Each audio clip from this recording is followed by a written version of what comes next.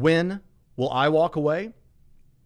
For me, when I'm so diseased or my brain so deteriorated that I'm no longer myself in my rational mind. Listen to me, we're not going anywhere. And if you came to Christ partly because God used Trinity Radio or my ministry apart from Trinity Radio, hear me loud and clear. I've said plenty about the ways in which I'm open and my views are falsifiable. But I want everyone who calls himself or herself a committed Christian to consider this deeply. I'm not ashamed to tell you that I will always be a Christian. What meaning does it have to say I have bent the knee to the king if I may go AWOL in the midst of the chaos? I have bent the knee, and I will not defect. In our tribe at Trinity, loyalty means quite a bit. And we aren't just loyal to each other. We're loyal to each other because we found a reliable master. We're in the kingdom, and we're proud citizens of it. I belong to Jesus Christ. He is my Lord, and I will never surrender. It's still real to me, damn it! Word up, yo, everyone out in the void. It's Tuesday. You know what that means? It's time for us to read some more of Braxton Conter's shitty book. With us tonight, as usual, is co-host Jimmy Tux TV. How you doing, Jimmy? Oh, I'm doing well, Zach. That clip just never fails. It never fails. It's always funny. It's the head wiggle. He gets his, he talks through the nose. He gets his head up there. He gets his Latina spirit on. You know what I mean? Yeah, it's brilliant. He just wishes he was a middle-aged Puerto Rican woman. That's all I'm saying. Doesn't everyone? I mean, a little bit, yeah. I feel like I need to go have lunch with my friend Puerto Rican woman. Oh, good old friend Puerto Rican woman. The best of friends. So we get to carry on with this farcical book. We're carrying on with the R for rules. Rules. I think it was just rules. It was very subtle, except for the once. Yeah. But you know, the once is all that mattered. He got really happy about doing it. He did it once for rules. It just didn't feel right, so he tried italics. It didn't work. Yeah. You know, I think he's gone back to normal. Yeah. So I hope everyone enjoyed the new musical accoutrement that I played at the start. There will be a music video at some point, and it's gonna be amazing. I guarantee it. But you know, it's supposed to be more of an intro for like last night's bottom of the barrel. But since we were talking about Braxton Conter, I thought that Big Grift would really be appropriate. You know, his grifting nature that he gets very, very touchy about. A big grift. Yeah. And, you know, if you call him a grifter, he gets awful antsy for no reason. Because, you know what? If somebody calls me a grifter, what I do is get my panties in a twist and go, I'm not a grifter, goddammit! No! That really screams. Do you know what? Maybe he's not a grifter.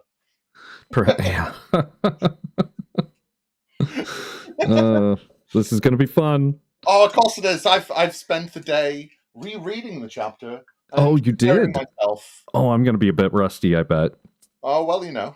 I just remember there is an enormous amount of good morality going to be shoved into my eyes, if I remember correctly. Don't forget the good old heaping of circular reasoning that he's definitely not doing. Yeah, and let me reiterate the challenge that put forth last week, which I should do. I should do myself. Yeah. And that is, if you believe that morality has a morality giver, I want you to go read Exodus 20, the Ten Commandments. Time, exactly how long it takes you to read Exodus 20, and divide approximately how much time it took for each commandment to be laid out, assuming that you take 10. It is allowable that you take divided by 6, since 1, 2, 3, and 4 are essentially the same commandment. So I will allow it. And then I want you to proceed to read and time yourself on one subject for Exodus 21. and basically make sure that you do the math on one subject, timing, and how long it took you to read it, and then ask yourself, what is this book really about? If somewhere within the Bible I were to find a passage that said 2 plus 2 equals 5, I wouldn't question what I'm reading in the Bible. I would believe it, accept it as true, and then do my best to work it out and to understand. If somewhere within the Bible I would have... I thought since we were talking about maths in the Bible, I'm sorry. Maths in the Bible. That's right. Oh, yes, we had maths in the Bible. Yes. Yes. Well, you're doing the math of the times, and, the Bible says that if you spend more time reading one bit than the other, just because of how long it spends on it, then it definitely cares about it more. I am so proud to be with you here today, Zach. It's been so fun so far, and hopefully I remember some of the things. I just know. Hey, these are solid arguments, and the fact that they've not implanted themselves in your brain immediately means that you're just not loving the Lord enough. Yes, my cold-hardened heart and my what else? My stone. Your internet trollish nature. Don't forget. My internet. Well, I consider that asking for answers. If and how dare you, sir? How dare you presume that you should be given answers? You think that little old you should have God supplicate himself to you and give him the answers of the universe? Figure it out for yourself, cur. I do believe that there's plausible explanation in all of this, that it is human deception. And I would like a good God to come forth and verify what is God's and what was humans. That doesn't seem like it should be too hard to ask for. It shouldn't be, and he did 2,000 years ago, so he doesn't have to do it again. But he didn't. Yeah, but to God, a day is 1,000 years. So it's only been 2 days. So 2 days ago, he told everyone. Yeah. And really, already? It's been 2 days. Well, then every weekend now? Then he was gone for 3,000 years. Well, it depends. He probably would have known we would need better writing than this eventually. No, it's omnipotent God's knowledge. So what's good for then is good for now, and it will always be because it's objective. Yeah, it's objective. It's definitely objective. Morality comes from the morality giver, and we are going to find out about the rules of this morality giver. The rules. They misinterpreted the rules. Right. Sorry for my South Park reference. Me and my dated Gen X humor. So I thought we go back a little bit, just start a little bit. Oh yeah. I thought of you the other day. What was it? Oh, I thought of you the other day on this. I found the perfect. I've forgotten about it until just now. I mean, I don't have it lined up, but I could get it again. No, that's okay. It's quite all right. Are you sure? I'm sure. Yeah, so we got a little bit past this page. We just got a little bit past it. We got to there. So I thought, might as well just start again from the start of the formal argument, because, hey, considering all this is shitty arguments, then we might as well start at the argument, and we can briefly go over stuff again, or just skip past it, doesn't matter. But, we can at least get the argument out of the way, because otherwise, we'd be like, we're cutting around him, you see. What was it he said in that video about us? We kept on cutting around his video that we're doing about his book. Yeah. You see, we cut around him in the, because he knows the difference between videos and books. Did you not notice that in that video? I've drank and slept since then. My apologies. It's all right. It's fine. I get eagle-eyed about details like that. Anyway, I'm eagle-eyed about him proclaiming that he's not deceiving and grifting. Why we could not? He humbled us, sir. He is not deceiving anyone. Yes. He's 100% right about everything he says, and isn't grifting at all to try and get accreditations for his college. I couldn't agree more. So, I'll start. The formal argument. At present, William Lane Craig's moral argument is the most repeated and defended formal articulation of the case. He states his Morgul veil. His moral argument thusly: if God does not exist, objective moral values and duties do not exist.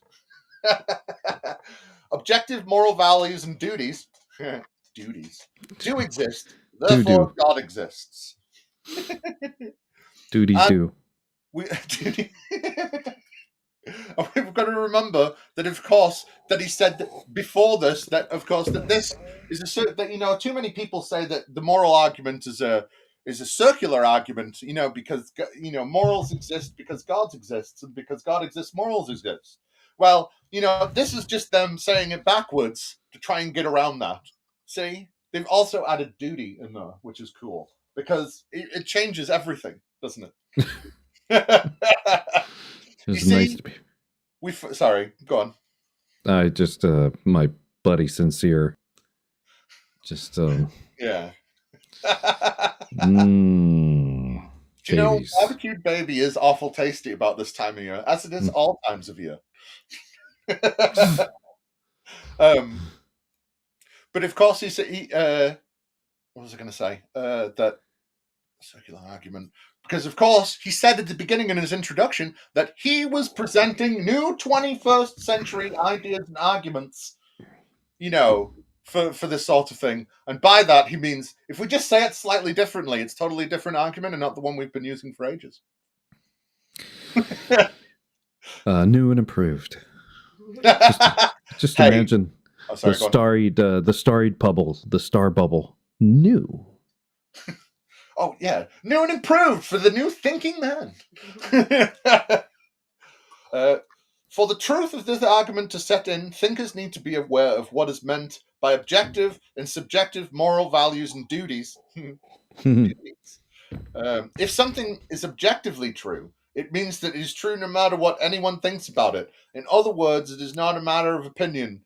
Mathematics are objective in this way. 2 + 2 = 4, and if Terence Howard is to be listened to, then even that is not true.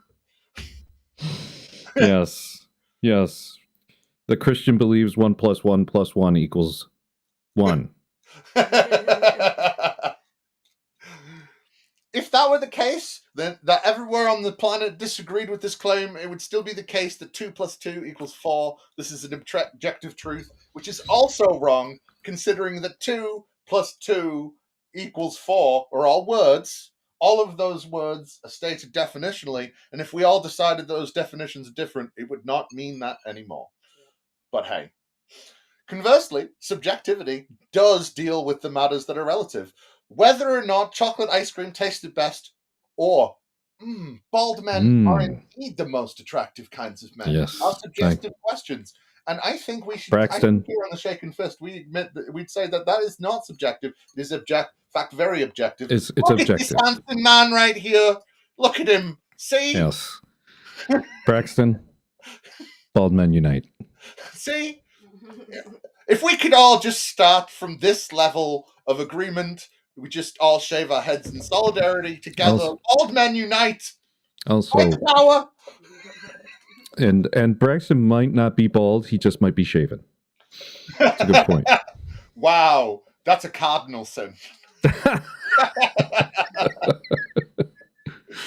Yes. Objectively a cardinal sin, one would say. Objectively, not subjectively. See, we're topical here at the Shaken Fist. Like topical ointments, topical creams. The answers will depend on one's personal opinions or the consensus of society. Examples are prevalent of the chaos that can ensue when one mistakenly categorizes something as subjective, which is actually objective. Fair enough. Relativism is a fine example of this misstep. Cognitive relativists hold that all truth is relative. What is meant by that is what is meant by this is that truth is objective. For example, it is not only a subjective statement to say that ice cream is the best flavor, but the cognitive relativist would also claim that the existence of the planet Earth is also subjective, That's to say, he would have to hold, if he was going to be consistent in his cognitive relativism, that whether the Earth exists is a matter of opinion. This extends to all truth. Situational relativists claim that the truth depends on circumstances. You know, just a bunch of words that continue one after the other. Nothing wrong with that at all.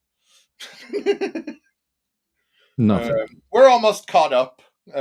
Moral relativists hold that absolute or objective truth do exist, but moral values and duties are not objective in this way. One can duties. One can see how relativism is dangerous territory precisely because it categorizes certain things as subjective, which should not be considered objective. You know, like whether people are people or not, depending on whether you like them because of who they stick their private parts with or whatever. It is for that reason. Naughty. I know. It is for that reason that Peter Kreeft warns that no culture and society has ever embraced moral relativism and survived. As I would also argue, not one culture has embraced any form of anything and survived, as no culture has ever survived. They have all failed. all of them. Ours just hasn't yet, because time hasn't reached, a further point in history that would be history in the future. I'm saying things weird. But yeah. Our own culture, therefore, will be, one, the first to disprove history's clearest lesson. Okay.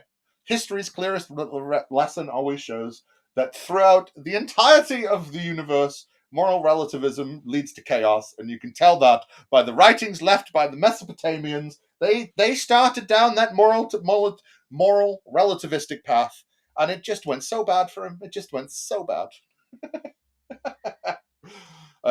Or two, persist in relativism or die. Or three, repent of its relativism and live in the light of the Lord. There is no other option. No. So we're up to bits where I'm going to start commenting more fully and not just fucking.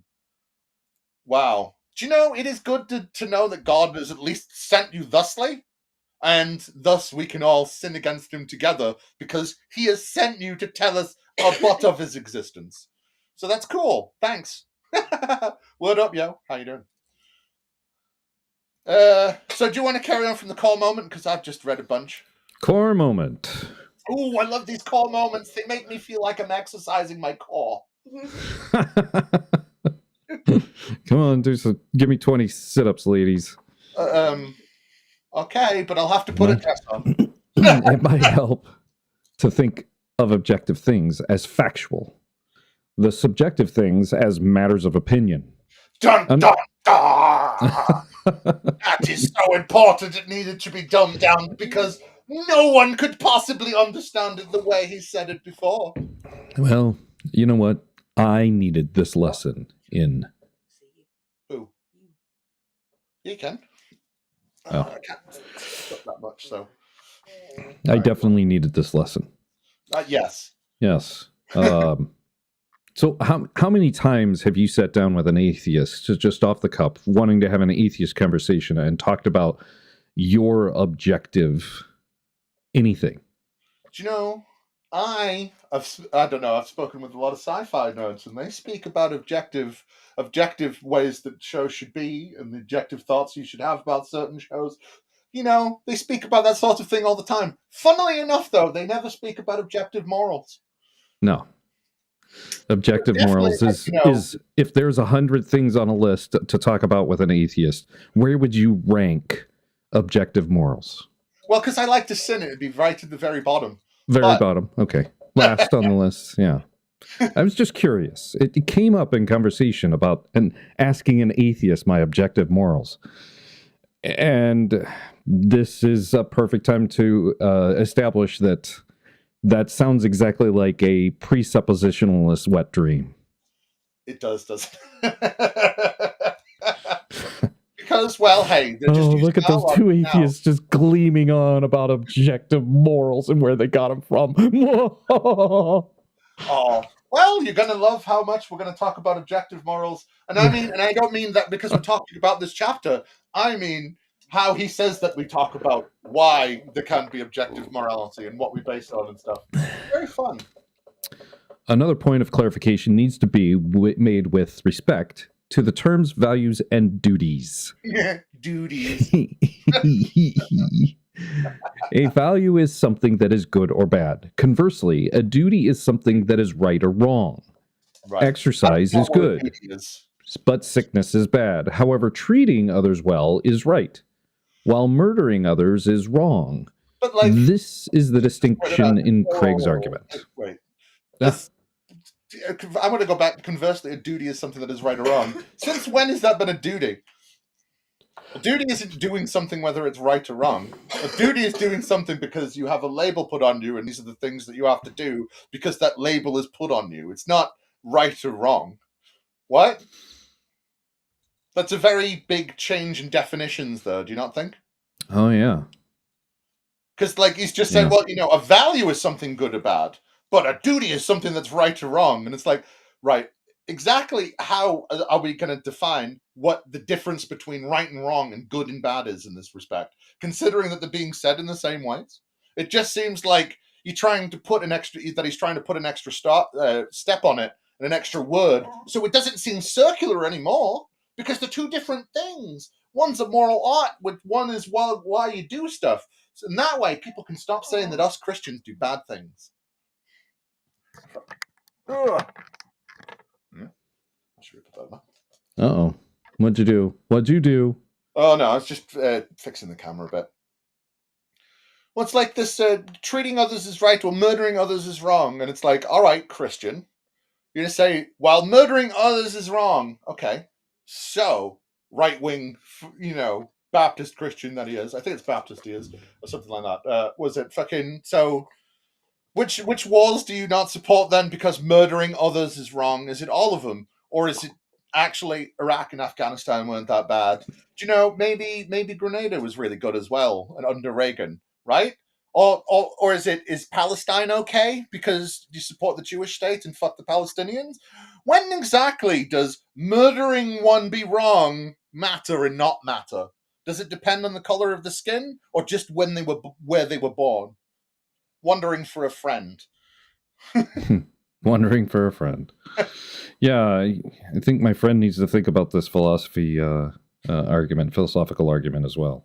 Plus, he's saying, hey, however, treating others well is right, because he's saying exercise is good and sickness is bad. So I'm taking treating others, also mean to so what? Providing, medicines to alleviate problems within the person. So of course he's okay with abortions in cases where it would kill the mother, and he's also totally for like trans therapies and HRT and stuff, right? Mm. Oh no, not those ones, because those are ideological stances, right? Because we're Christian, they are, and we're commanded to be good, but we know that actually we're going to sin all the time. So whatever, right? Fuck it. Might as well go hell for leather. All right. I don't really care if exercise is good, but not all exercise prevents sickness. Yeah. There's not a correlation here. Now, it can, making you stronger. Let's use, say, the word core, making your core. You joked about it earlier, just a minute ago. You make your core stronger. It solves a lot of problems, but it does not prevent sickness any more than praying, in my opinion. The upwards trajectory of somebody who is healthy, getting healthier, is going to be that they exercised. But if you blow out your knee, is exercise going to make you healthier? No. There is not a comparison that can be used for this to apply to everything. If I blow out my back, I'm not going to be able to exercise. If I get sick, I'm not going to be able to exercise. If I treat others well, and that is right, there doesn't need to be any kind of reward or a threat of violence or even the opposite effect. Yeah. Just treating people right doesn't require murder to be wrong. These really don't have they really don't join together, and they don't marry. They don't. The whole thing is an emotional appeal. You're supposed to go, yeah, of course it's emotional appeal, and I'm cold and hardened and. No, I mean what he's making is stone. Yeah, I just it's lost on me because I'm so hard-hearted. Oh, right. Yeah, but God hardened your heart. You see, you need to let God unharden it, even though He hardened it for you, so the Holy Spirit could. That's true. It's clearly the Holy Spirit's fault. Yeah. the time we blasphemed against the Holy Spirit. It's just like you're supposed to feel like you're supposed to just go, yes, it is bad, and health is good, and of course it's intuitively correct. Except you're not supposed to pay attention to, like, in the Bible, when actually healing people is bad and murder is okay. In the God commands murder all the time. It's just, and if God's morality is objective, then either God, every time God says that you should kill a people or kill someone and you do it, well, then you fail the test. Or even his own idea of morality is subjective depending on the situation. All the things wrong. But hey.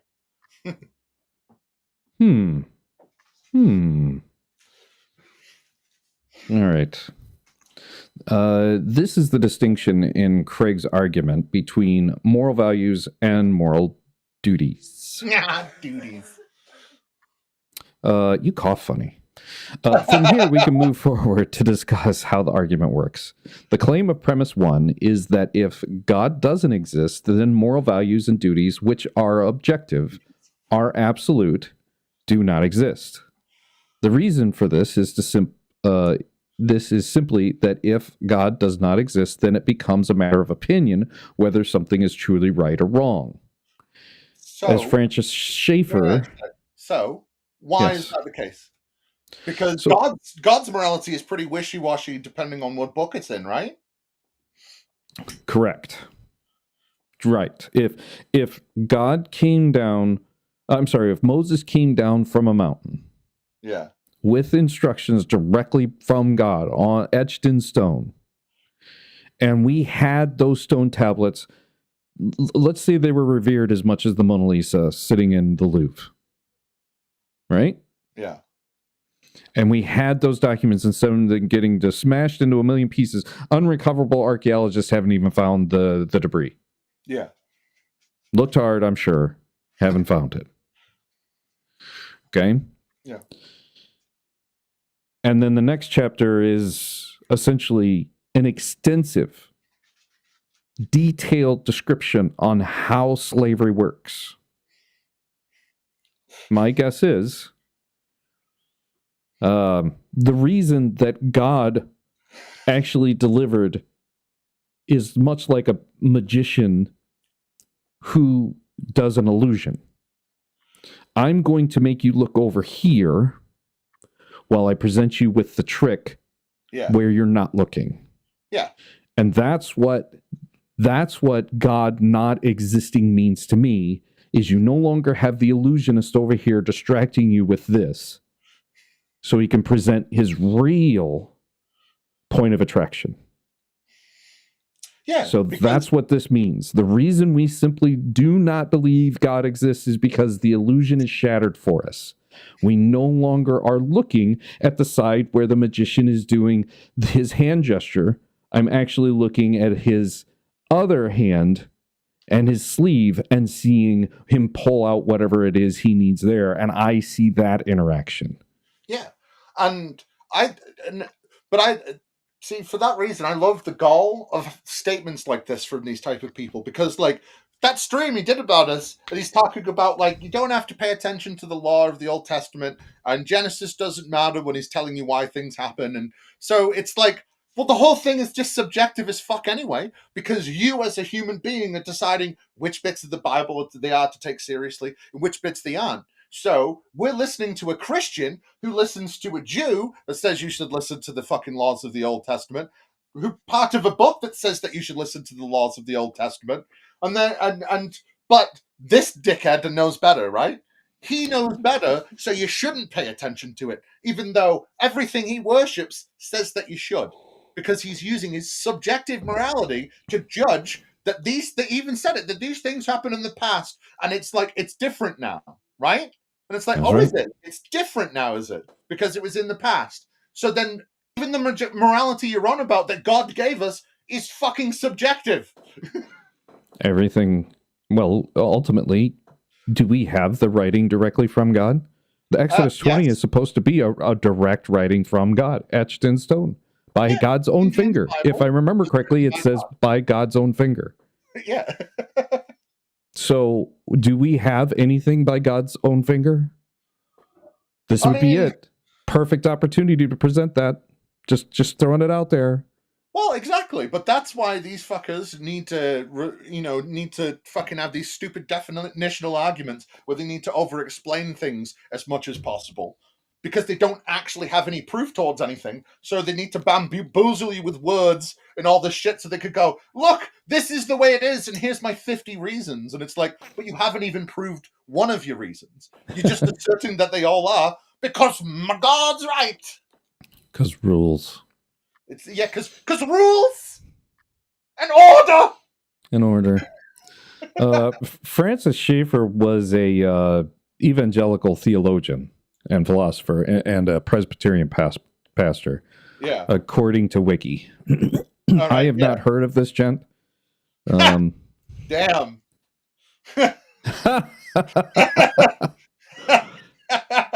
Actually, I believe Mary never actually got pregnant, according to some lore. Oh, yeah, actually, Mary's grandmother got pregnant, and Jesus was already in Mary at the time of her conception. I've never heard that before. You've never heard that before? No. Oh, yeah. Yeah.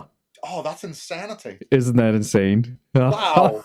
I know. Isn't that crazy? That Jesus is essentially Mary's twin.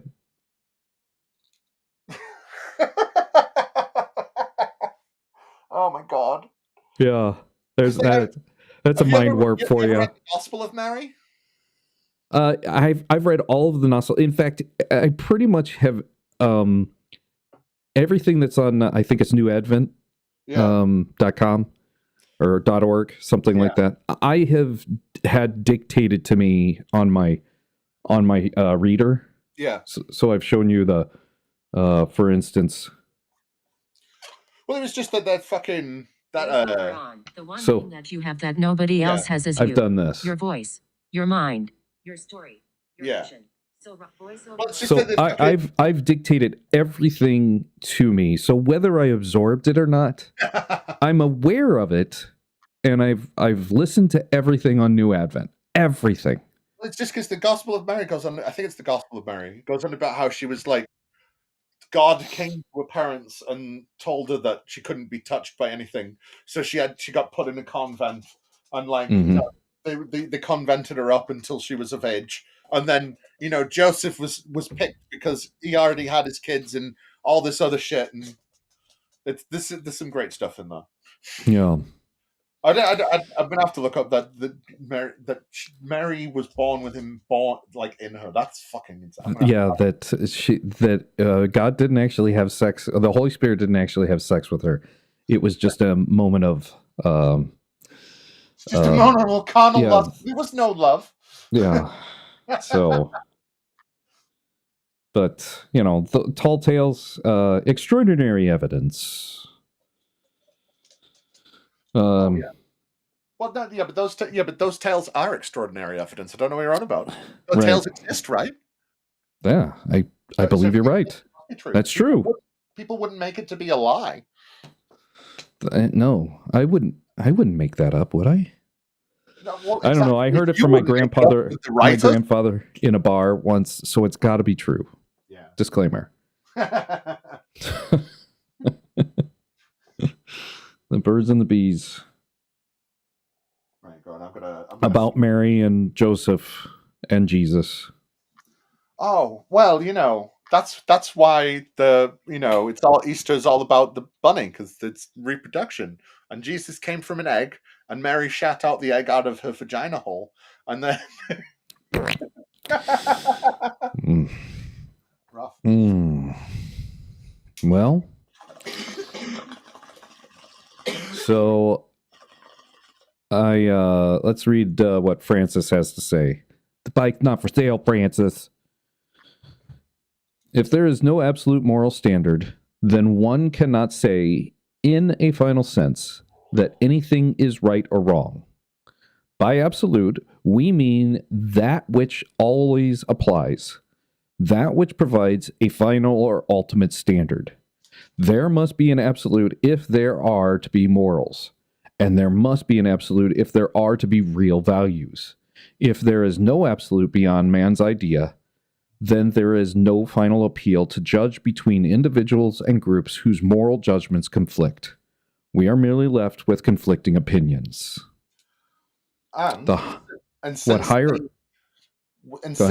Since they constantly argue, then they're not arguing opinions. They're all arguing facts, even though they all disagree with each other about so many things. You see, it's just conflicting opinions. I know that their morals say that our morals aren't right, and we're both Christian. Those Catholics believe different things than the Protestants, and the evangelicals believe different things than fucking the Baptists or whatever. So, they're all fighting over the morals of which bits to take part. I thought if it's just conflicting opinions, then they wouldn't be arguing, would they? No. But it's not trying to, again, this statement here isn't trying to cover up the cyclic argument at all, is it? No. It's not. Because, God is the absolute, and you can't have one without the other, so one's exist, so they both exist. And I don't have to prove either of them. I just have to state that's fact. So I often have this conversation in some variation, and I have two questions for the Christian. A lot of times it's, if you found out that it didn't come from God and it came instead from a human, is it then subjective? Yeah. And then I ask you to connect those dots that a human written document came from God. All right? I'm holding your feet to the fire that you provide that evidence, or I don't accept that it came from God for it to be absolute. Objective. Yeah, but that's just because you don't want to. Secondly, sorry. If God does evil things in this book, is then God considered just either the boss of the devil? Is Jesus considered just the boss of the devil? Or is it the other way around? If God exists, the devil has to exist. If Jesus exists, the devil has to exist. Is the devil doing God's bidding, or is God doing the devil's bidding? Because I can show you passages in this book that demonstrate it either way. Yeah, because Jesus very much thought that, we were in the time where God wasn't in control. And that was the point of the coming of the second coming of his kingdom, was that God was going to take control from the evils. The evils. Yeah. But that's the thing. They pretend, all these morals that this Bible pretends to espouse, that was written over about what? At best a 1,500-year period. Trying to sew them all together as the one whole coherent thing. But to do that, they go, well, you can ignore this bit, and you can ignore this bit, and you can ignore this bit. So, when you talk about, hey, how long does it fucking take you to read about the slavery fucking rules, right? And they go, yeah, but it's slavery. That was for the time and the place, and not for now. And you're like, but I thought objectives were fucking moral, right? And they go, yeah, but we just know better. And it's like, oh, right. So we have better morals than God then. So then, if we have better morals for God, doesn't that mean that actually the human consensus that we're coming to about human morality is actually better than yours, considering it doesn't let you do the things that your Bible does? Yeah. I like that. What higher authority would we appeal to in making the claim that it is wrong to murder, rape, steal, or treat others unkindly? And this is a good question. I do ask this myself. I don't regard it as necessarily moral argument, though. I would regard it more of the betterment of mankind as a general rule. But we have laws for that. We have lawmakers debating which would be better. In sometimes they do a tax cut for the rich and cut services for everybody else. Is that considered unkind? Or so we're going to have so many jobs that we're not even going to care about that? Yeah. Because, the big beautiful bill is it's a lot. It's a lot for Congress and Senate to take in and not read and pass unceremoniously anyway. Yeah. I'm sure the services that you didn't realize you really enjoyed, I'm sure they'll be fine. Yeah, they'll live. They'll live. Just like all those people that voted for Trump and then had their family deported because they thought it wouldn't be them. But the thing is, just like, referring to politics is a very good point, because it's almost like as a society we make these moral judgments. I don't know, every 4 years, and say who should kind of. Yeah, I guess. In America, it's every 4 years. Over here, it's now every 5. The main leader, but we have elections annually, sometimes biannually. Yeah. Congress is every other year, and the Senate's every 6. Yeah. So, I nearly every election in the state of Illinois has some major statewide election in the fall. There's a rare one every once in a while that doesn't, but it's not very often. Either the governor, which is an important statewide race, a senator, or all the Congress and president are up for every other congressional term. But they act that like humanity hasn't been progressing on this path of like better morals throughout almost the entirety of how we've existed. Do you know what I mean? And they go, no, well, it's all biblically led, and it's like, how can it be when a lot of it happened before it was written, motherfucker? Like, you can't say that all this stuff is because of you, and then stuff happened after we existed, so that's because of us as well. It's nothing is a person's fault or a person's like pride or anything like that they've done. It's always some stupid bullshit where it's God's controlling you in this way, the devil's controlling you in that way, right? Mm-hmm. So people can't come together and think their own thoughts and that things should be done a different way. You know what I mean? It's still somehow going through the Judeo-Christian way of life, because they have to lay claim to fucking everything to pretend like it's still ours no matter what. I would challenge Braxton and anyone else who's a Christian to celebrate just once that God stopped by their church on Sunday and was basically discussing about all these ills of society, and then following it up with, I'm on my way to Washington, I'm on my way to Rome, I'm on my way to London, I'm on my way to Parliament, I'm on my way XYZ place, Beijing, wherever, Moscow or St. Petersburg, I'm not even sure where. I'm on my way, and you know what? I'm going to make this objective for everyone. Yeah. And we'll have some growing pains, but don't worry. I'm here to help you, and I'm here to be your teacher. Now, does that sound like the craziest thing you ever heard to affirm objective from a supernatural being named God? Is that the craziest thing you ever heard?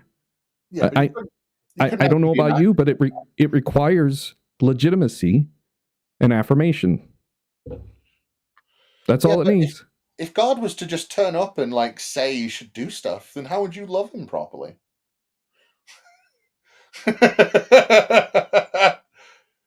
You know what I mean? I guess I would just have to find out. like how hard is it? I live in a world that seems to be alternative to this moral giver, this moral giver. Yeah. You can't pronounce things like that. You don't have a foundation. Trust me, bro. Yeah. Jeez, telling Will Mill. Yeah, come on, bro. Trust me, bro. Bro. Yeah. I don't know. I look through the Bible with a different lens, and once you see it, it's like you've never seen a mirror. You've heard about a mirror, and when you finally saw a mirror, that mirror was broken. So it really wasn't the image that you thought it was. In fact, it was kind of mesmerizing how beautiful it was that there were that many images staring back at you in a random pattern. And then one day you found the real mirror, and the image was just one solid.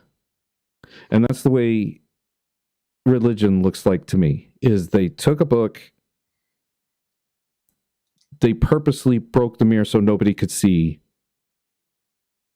this development of a supernatural being who can go to Washington, who can be our teacher. And they fractured it into so many pieces. The image that stares back at us is either the biggest one we want to see, or the most hypnotic in the center, where the most pieces staring back at us are. Yeah, but the thing is, right, is with so many different denominations, what the fuck are you supposed to do? Oh, you join Braxtons. This is yeah, but this is he following said, the core facts. No, you don't join Braxtons. He said at the start in the prologue that this is the core, this is the hour of the core, and the core is not towards his God very specifically. Well, he did say some variation of that this isn't going to point to his God. Yes, this argument does not connect the dots that I've asked for. So it's very true. It does not connect the dots to his. Well, let's talk about our government. Jesus is stopping by church this Sunday, and he's going to stop by our government for their edicts or laws so that he can fix all this, and this representation of subjective decisions of our national leaders is fixed so it's objective. Congratulations to us. That's all I want. That's all. No, that's not what I want. Don't even want that. You know what? Just come. Just stop by here. Have a cup of coffee. I got a chair right over here just for you. Jesus, I have a percolator. I've got French press. I got K-cups. I even have one of those Italian espresso makers. They make a fine cup of joe. Stop on by. Yeah, but caffeine's against the Lord. Oh, yeah. I've got tea. That's also against the Lord. I've got autumn tea that doesn't have any caffeine in it. It's not about caffeine. It's made from this world. Everything in this world is against the Lord. Well, then how did he come here in a human's little fleshy flesh that he may have been his sister's birth? Yeah, but that's why he had to kill himself. You know, via crucifixion. He killed himself. He had suicide via cop, and he got crucified because, like, you know, Yeesh.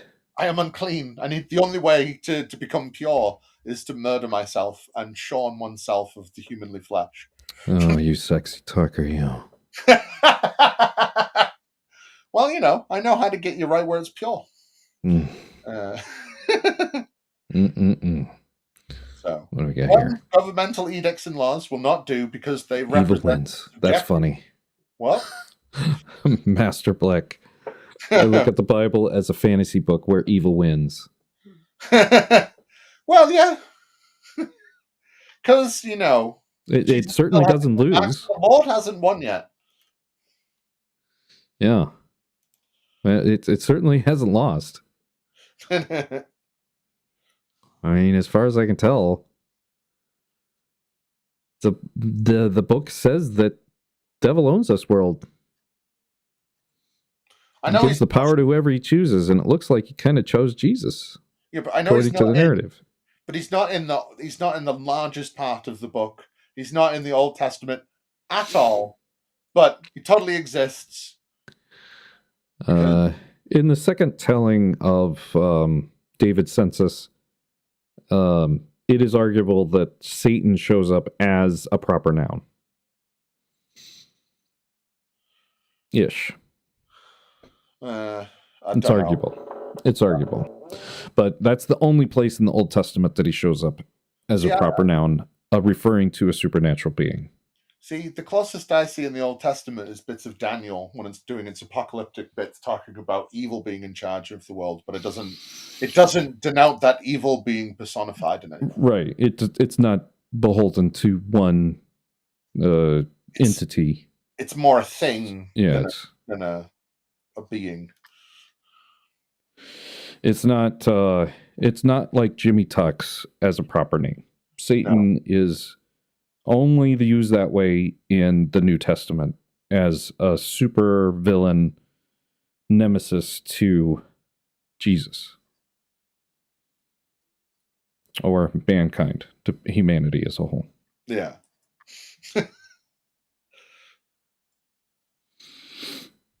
So 400 there's like 400 sometimes that evil spirits, false teachers, false prophets, devils, demons, bad angels, there's almost 500 times that the New Testament records some variation of those beings. Well, that's because they did think that there was a lot more beings than just God that had like divine things in them. You know what I mean? Yeah.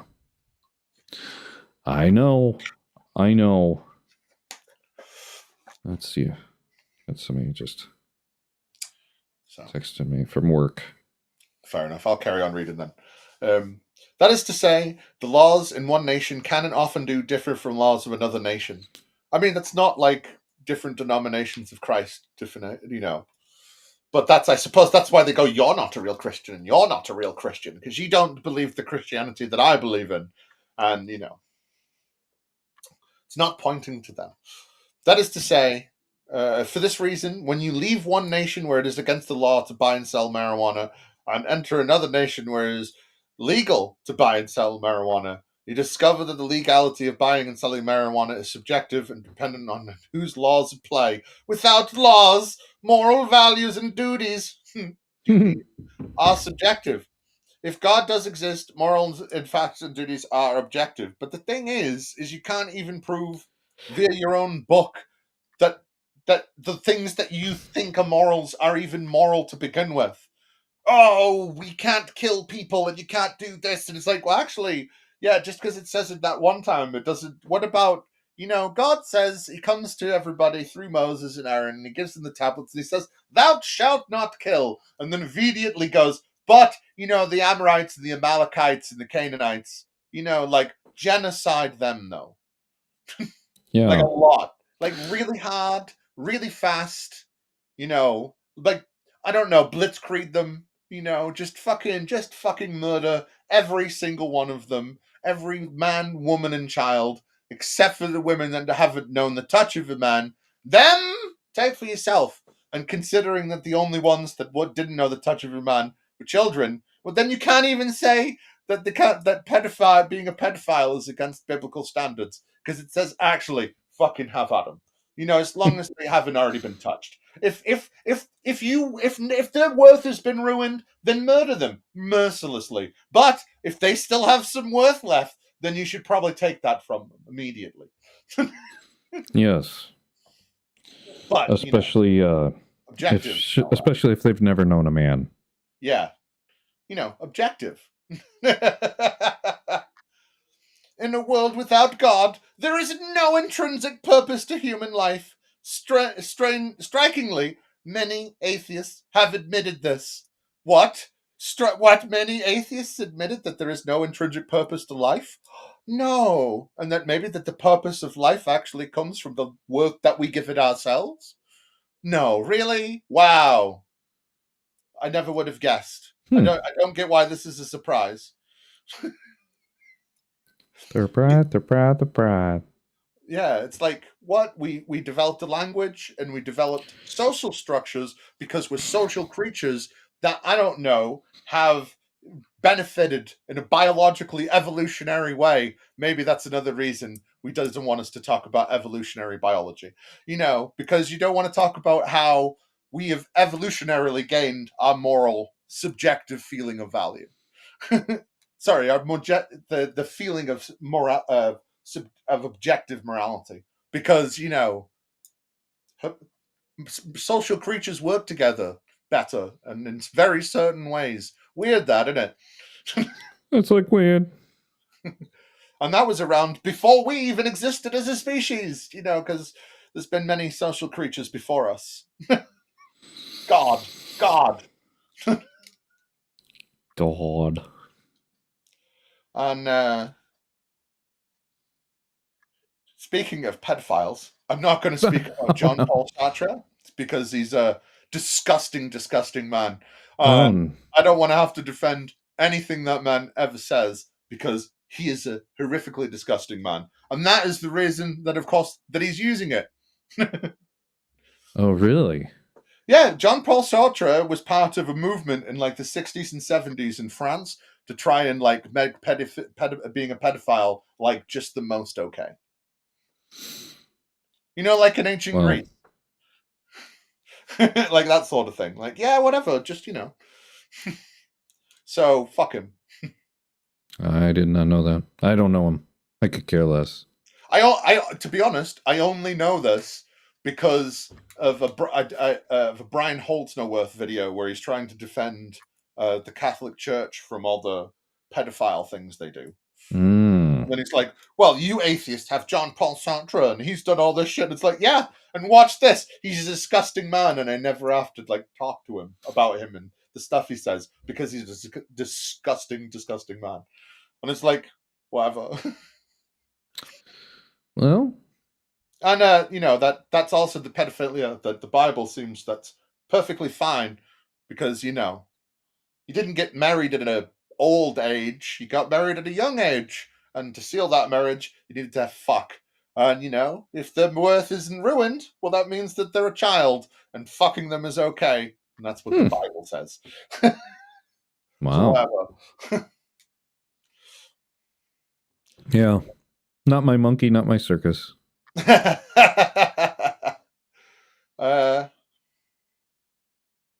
His purpose is subjective and dependent upon the objective he chooses to accept to assign them for themselves. Some naturalists might contend that a man does not have simple purpose, namely the propagation of his own genetic material for sustaining of his species. I mean, in its most basic sense, that is totally the only purpose of life, is to literally evolve and to propagate genes. But we've developed language and like social structures and an actual societal structure that means that we've given ourselves more time to more than to just merely survive and to do other things and like learn. Like we've given ourselves these things. They're not part of the natural order.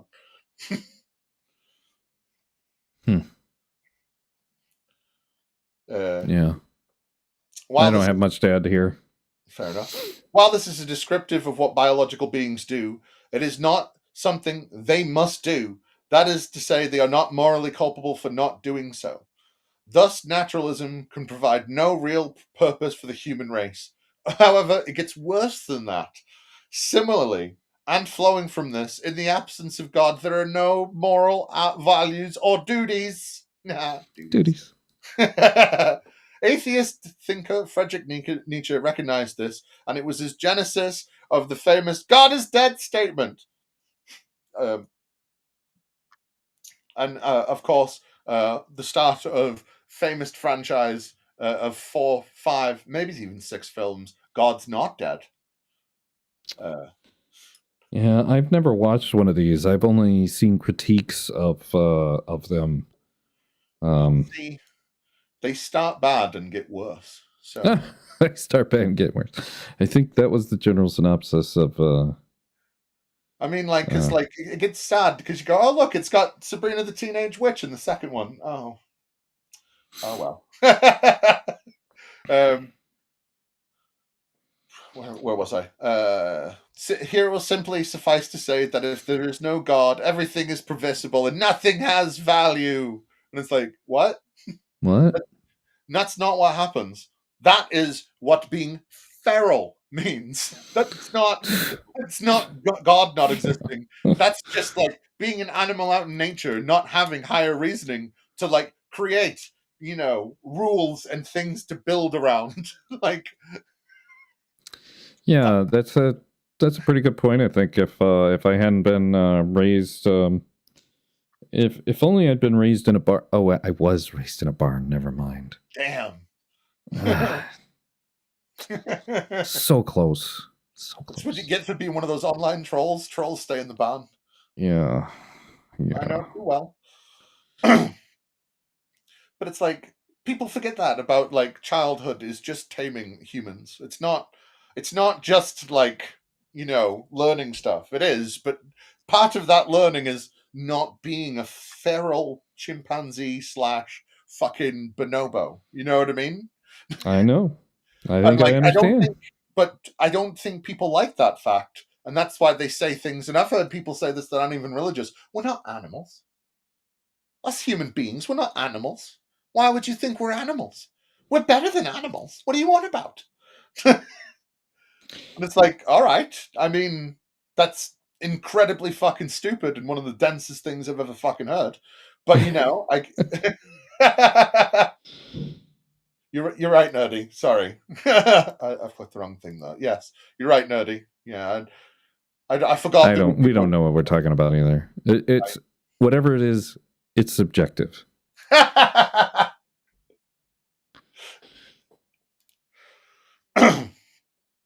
Ultimately, the truth of atheism would mean that we are only ultimately, truth of atheism.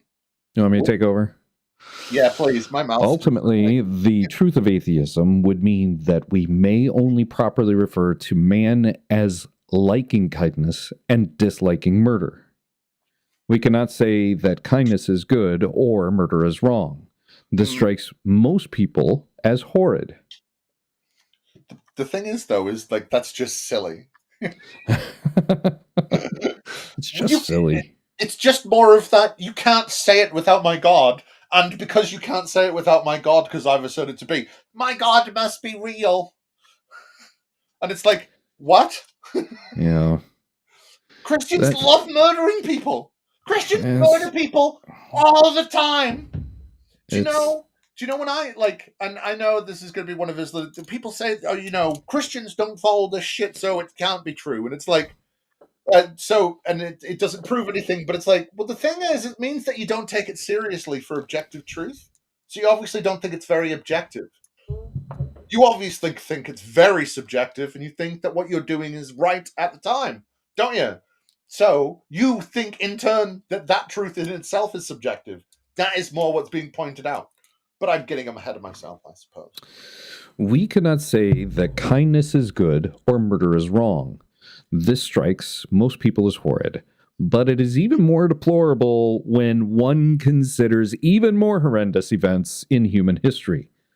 As many Christian defenders have pointed out, the Holocaust of Jews would, if there is no God, not be a bad thing. It would just be a thing. We're still... All right. If, because God doesn't exist, we have no moral foundation whatsoever to say the Holocaust is a bad thing. Okay. I would say or suggest that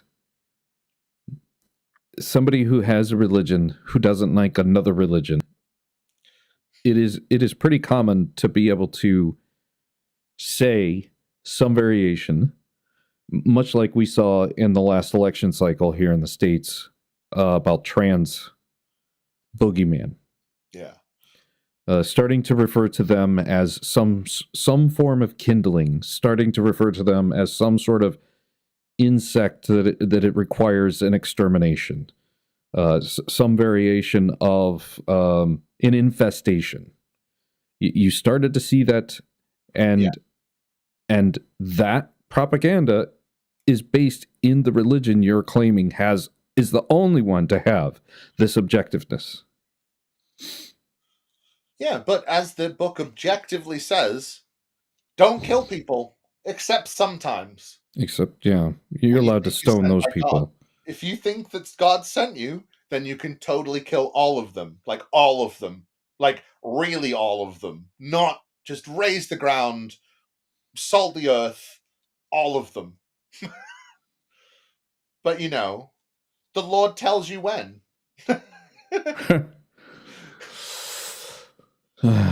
Worse still, there would be no moral difference between humanitarian efforts in Africa and the genocide of Jews. What? I don't even know what to think of that either. Love how religious people can just throw shit like that out there and just be like, ha ha ha, deal with that. And it's like, do you not realize how much of a fucking moron this makes you look like? Like, even by us saying that, like, we came together as, like, thinking beings that decided that we should treat each other better, we can still decide that those things are different. Just because there is no inherent moral difference doesn't mean that we can make that difference ourselves. Mm-hmm. And, like, it's kind of like that fact very hard. It reminds me a lot of the psychological thought behind somebody who says universal health care costs everybody too much money. Great. We should just get rid of it. The problem is if you have a society that only a portion of the population is healthy, it doesn't take long for the unhealthy portion with an infection to spread infection to everybody. Yep. The fewer you have sick means the less you'll be sick. Even though it costs you a lot for everybody to be covered, you are healthier because everybody is covered. And this is saying the exact opposite. Mm-hmm. This is saying there's this bad over here, and we purged it. It's purged. We don't have to think about it anymore. But this good over here, but at a moment's notice, that thing over there could turn. The rules that applied objectively now are going to be placed on them. You can find a right and a wrong within that objective against the person that you just slaughtered versus the person that you say, well, look at them, we should go help them.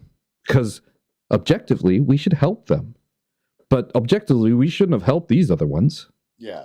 It's fucking, like, the idea these people want to, like, people like Braxton Hunter here wants to fucking, he wants to talk about objective morality and objective this and objective that. Meanwhile, he's there supporting, an entire group, an entire political arm of government going, hey, we've created alternative facts and alternative everything. Do you like the way that we've made up our own everything? And, like, why wouldn't you want to be a part of that? And it's like, if you want to say that this doesn't prove that your God isn't real, I agree. But if you don't want to say that this points out to how much of a fucking steaming pile of hypocritical shit you are, then I'm going to laugh at you. And then if I'm going to be able to point out at how much of a hypocritical piece of shit you are, then I can also point out how fallacious most of your argumentation is because of how fallacious you are. Considering that argumentation is based not on, like, evidence and facts, but is based on feelings and emotions and how you want things to be, well, then it's perfectly fine to call into question. And people like this don't understand that fact. They just think, well, I'm a Christian, so I should be believed no matter what, because, well, I'm doing it for God, right? So it's true. It's twoo, it's wooey twoo.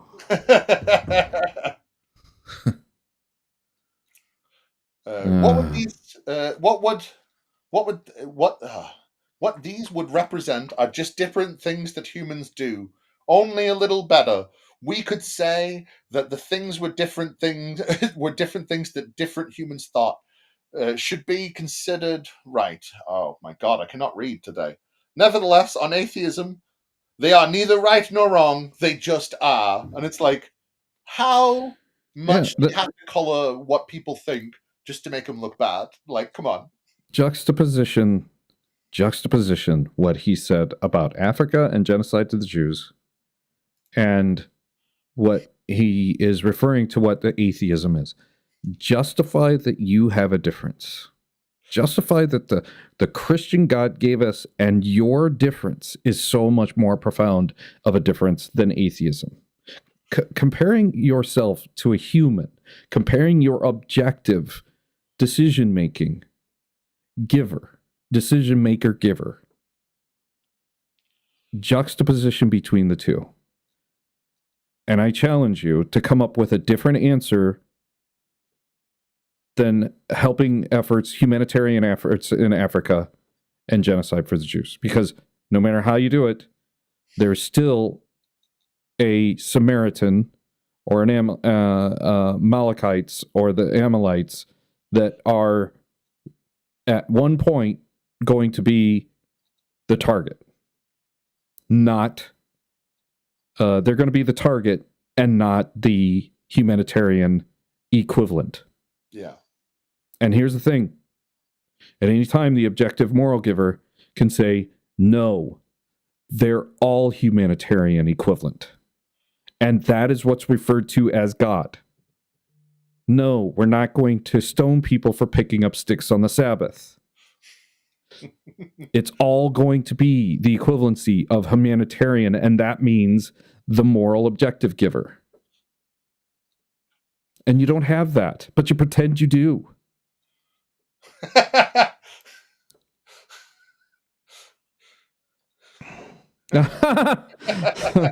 Yes.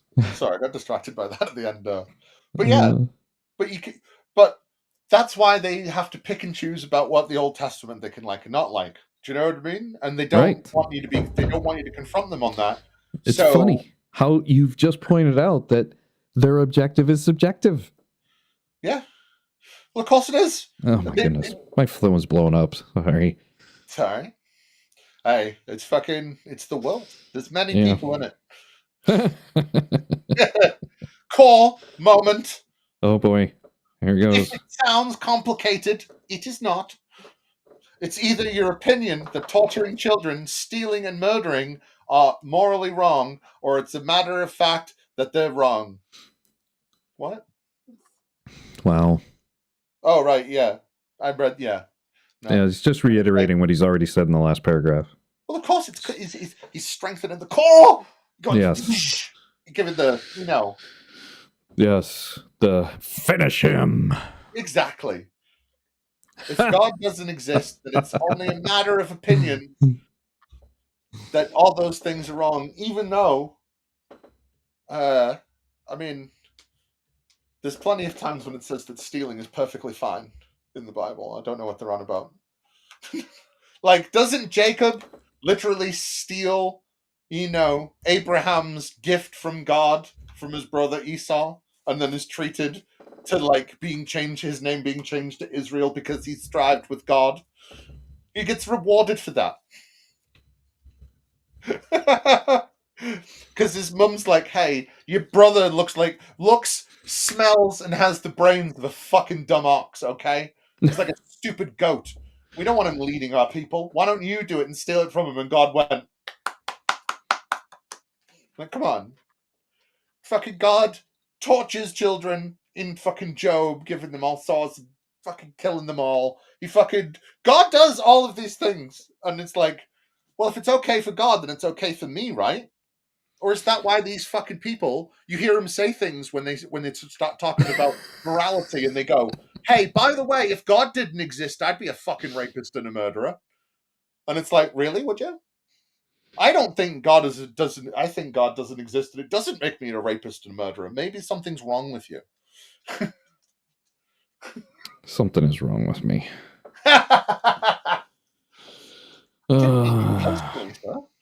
Something is wrong with me. I live in a world where everybody's fallen for a deceptive trick. I believe that deceptive trick is called the Bible. There are people in there that believe that what they learn from that book is the good thing in this world. And I disagree. And they outnumber us many to one. And it's very scary. We live on these people's whims, and most of their times throughout the entirety of history, their whim has been, oh, they don't believe him? Burn them! Burn them, stone them, kill them in a variety of long, painful ways. Wow. So, if God doesn't exist, then it's only a matter of opinion. In other words, when you say it's wrong to steal, I can always say, says who? Says who? Is that we all know these things are wrong and the other things are right. We know it's a matter of fact, but if it's a matter of fact, then God exists.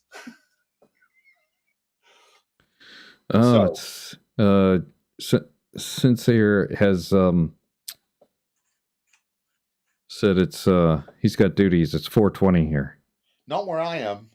Yeah. It's 20 past 10. It's past those duties for me, sir. That's why I'm stumbling on my words. I am. But the thing is like what just says who? I'm sorry.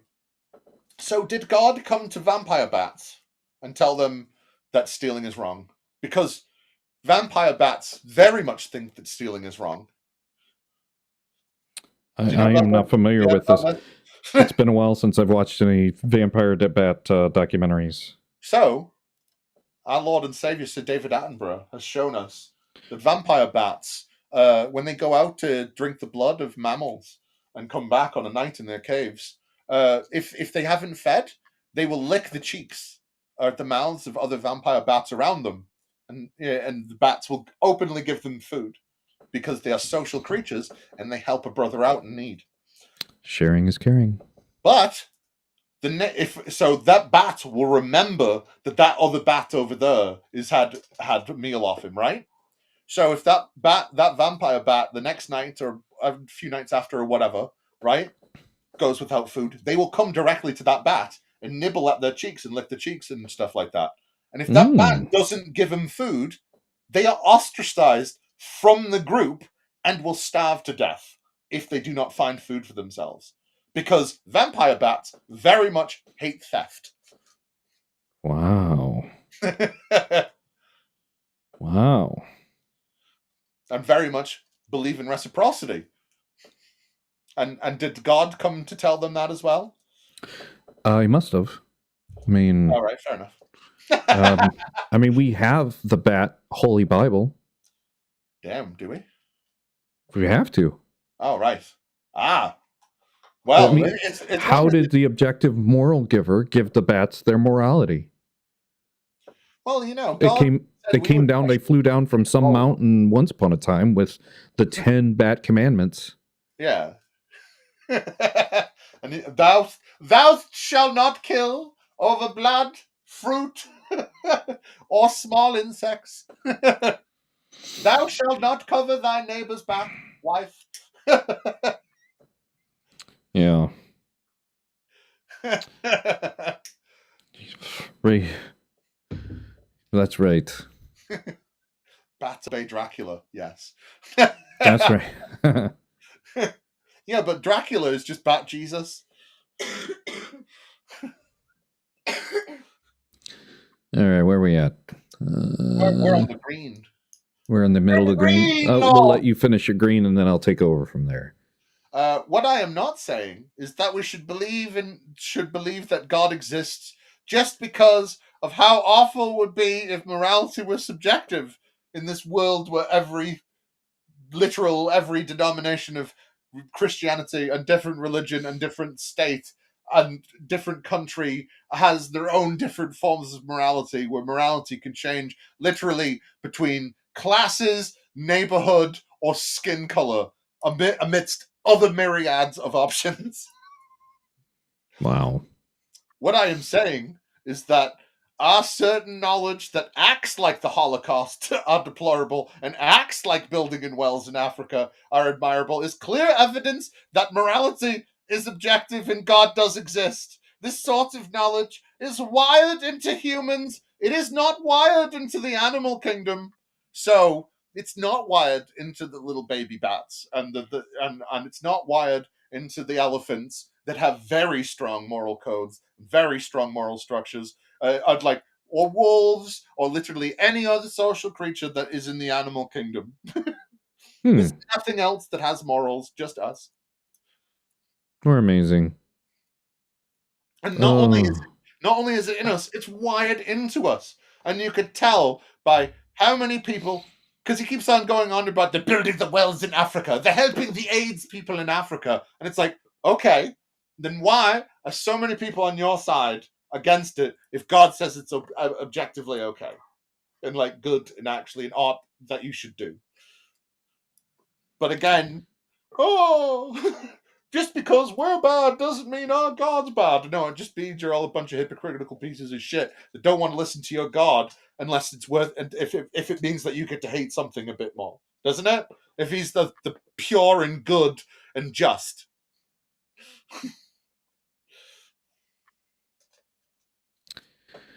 I'll take over from here. Word. When a snake devours a mouse, or a black widow spider cannibalizes a mate, we recognize that the predator devoured its prey, or was hungry. We would never say that it was murdered its prey. I mean, forced copulation occurs with great regularity in the animal kingdom, yet no one charges the male with rape. I mean, they certainly do. Not like actual police charges, but biologists definitely say, you know, those desert chameleons, they viciously rape. It's not chameleons, sorry. Big tongues. Shootout. My David Attenborough knowledge is far. No, it's just it's a desert iguana, right? Because they live in the desert. When they fucking see other desert iguanas, when a male desert iguana sees a female desert iguana, they viciously and violently rape them because they might not ever see another female. And biologists quite clearly say it's rape. There's the sneaky dragons. Yeah, bearded dragons rape quite a bit. Also, desert creatures. My favorite ones for I suppose it's not rape, but it's a sort of weird forced copulation. Is the cuttlefish. The cuttlefish has got the best one, right? And this is an actual biological term. Sneaky fuckers. They're sneaky fuckers. That's the actual term. They're sneaky fuckers. Because so if you have normal sized males or a bigger male that's going around breeding with the females, a smaller male will then change its color to pretend to be female, right? And it will do this on one side of its body, presenting it to the male and its anus, cloaca, whatever, right? So the male then copulates with that instead of the female one, and then presents a mating thing to the female one with the other half of his body.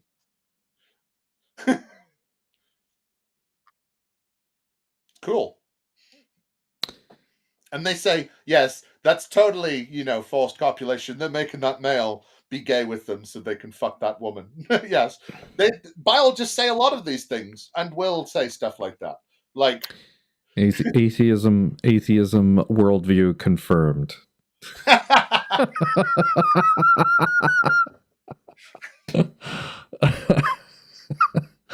Wow. And biologists will totally say that orcas totally murder baby blue whales to eat their tongue. Because they don't need to murder the blue whales. Yeah.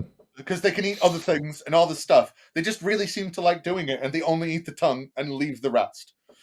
So they consider it more of a murder because they're only eating one thing, and it's a baby blue whale, and they're orcas, and there's a pod of them. Yeah, they're pretty. Their group tactical. Orcas are great. Proficiency is. Yeah. It's pretty impressive. The documentaries I've seen on Killer whales, Orcas are yeah. fucking mental. Have you heard of the stories about them starting to take out ships? I have. Where they're just like, no, fuck these ships.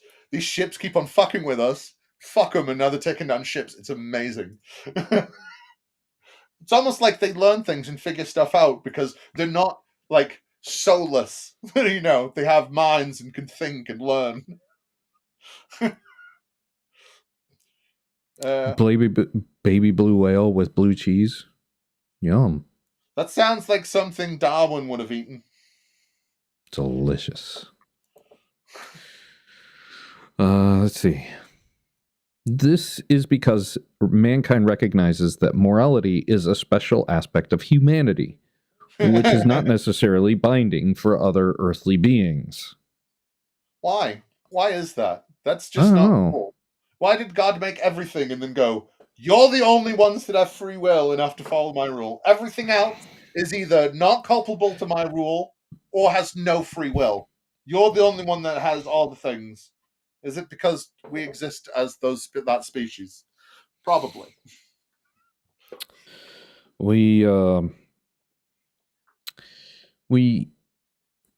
Have you ever stayed awake at night thinking that all these other earthly beings and their lack of humanity, like I find you know, as an avid backpacker, I can't tell you how many times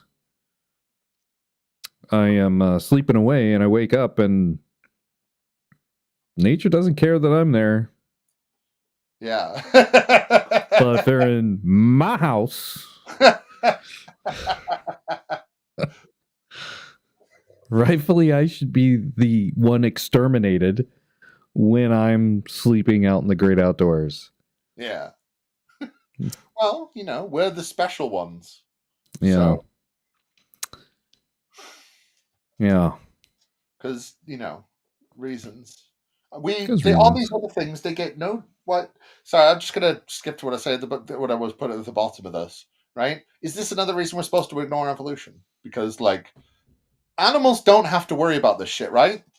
But he believes that evolution is true, and we came from other apes. But then, so where does God put morality into us, though? At what level does coming from a intermediary species between bonobos and chimpanzees? Do you know what I mean? Like, when does the morals get put into us? When do we stop being morally culpable and wild creatures to being morally culpable and not wild creatures? Mm-hmm. You know, it's per our conversation last time we were talking about Elmer's glue. Yeah. I believe a part of my evolutionary process was being in kindergarten and basically eating or drinking rendered horse. Yeah. I clearly gained some intelligence, and I don't remember learning my ABCs as much as I remember eating some Elmer's glue. Well, you know, evolution. Yeah. Yeah. I am agnostic about evolution myself. Damn. I'm agnostic about the processes of that. It's only this. There wasn't any interference. It was only this. It was only a creator. It was only a cosmos or a disorganized and put into chaos. It was only a organizer of that cosmos or something in charge of us. I'm agnostic about all of those. I don't care. Yeah. I'm here because mom and dad did some naughty. I mean, they're your parents. Yeah, they tell me. I was there, but I don't remember it. I remember the Elmer's glue somewhere around the age of 5. So.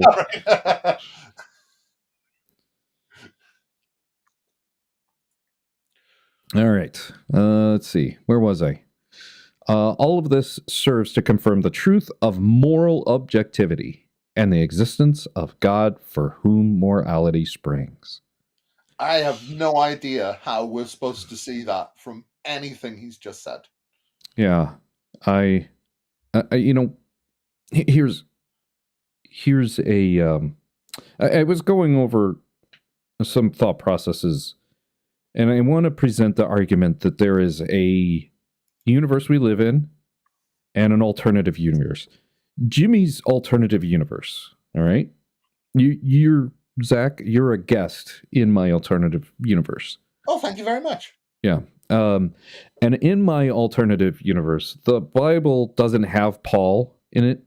It may have letters, but it's just an explanation of what they got to do with Jesus. And there's letters back from what Jesus got to do with them. All right. Right. Also in my alternative universe, Jesus had done everything that it says. But for instance, Doubting Thomas, in my alternative universe, Doubting Thomas tells us about his experience with Jesus instead of John. And John tells us his experience with his own hand about what John did with Jesus. And Jesus tells us with his own hand what he did with John and he did with Thomas. Yeah. And anything that was in the gospel equivalent, Jesus is signed off on and affirmed as authentic. Right. Now, in my alternative universe, is there a possibility that we got scammed by the word of God? No. I think there's zero possibility. Would it change my free will at all if that's the way it in my alternative universe? No. Would I claim that the way it's done right now, does that shed a light on the contrast between somebody playing a piece of gamble against you on a rigged system like it looks like the current universe shows this objective moral giver has done the way they've written it? Yeah. Where nobody tells us about their story with Jesus directly, including what's supposed to be the brother of Jesus. There's no clamoring about of, you're not going to believe this. Can't believe it. My brother was God. It was pretty amazing. Oh, and by the way, I thought I lost him. Oh, it was a sad day. But then he was back. No, James, brother of Jesus, if I can understand, basically says, hey, this guy Job, we should follow his example. Hey, this guy Abraham, oh yeah, we should follow my. Never mind my brother. He was a god.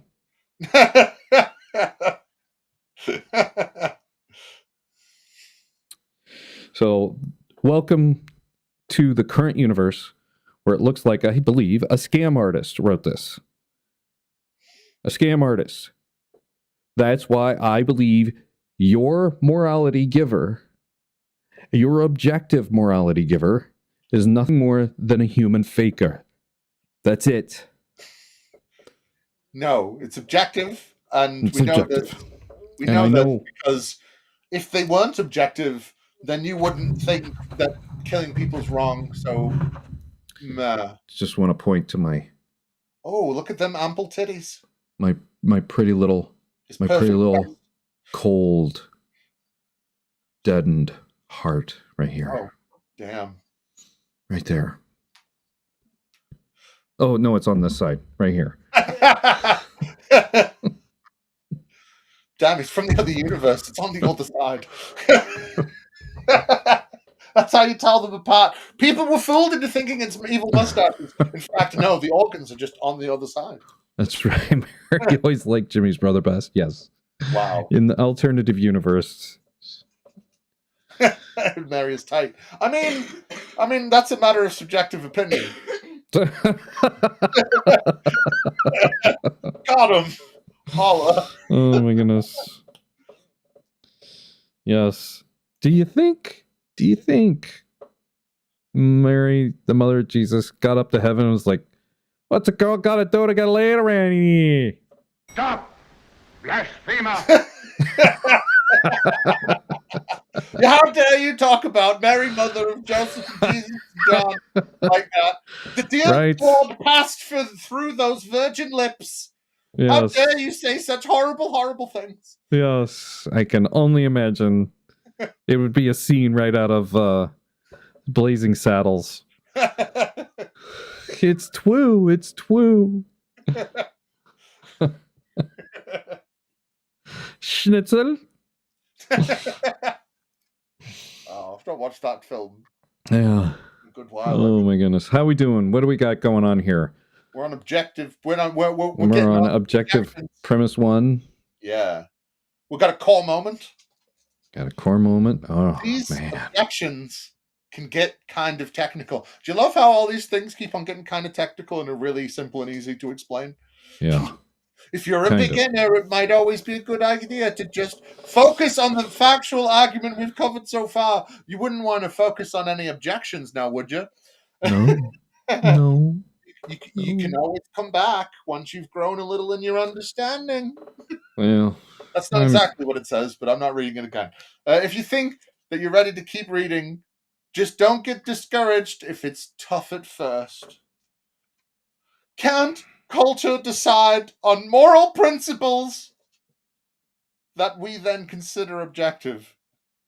Like, what? No.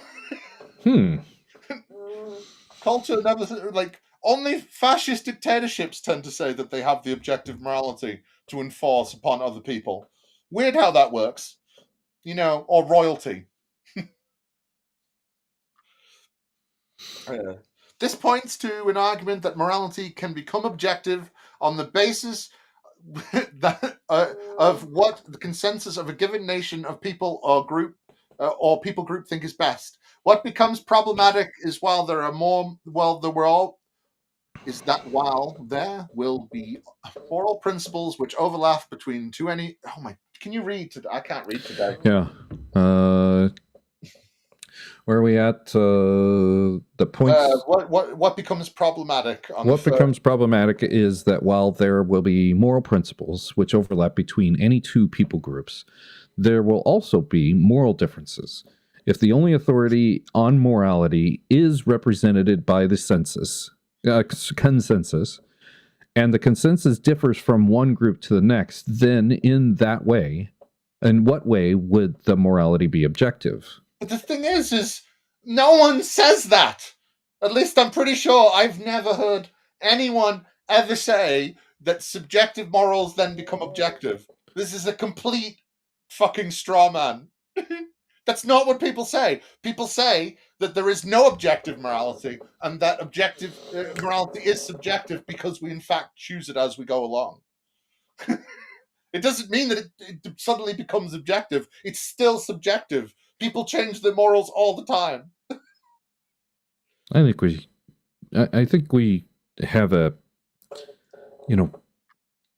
there's, I don't know. Am I imagining that morality is important to the Christian, or is it just this book?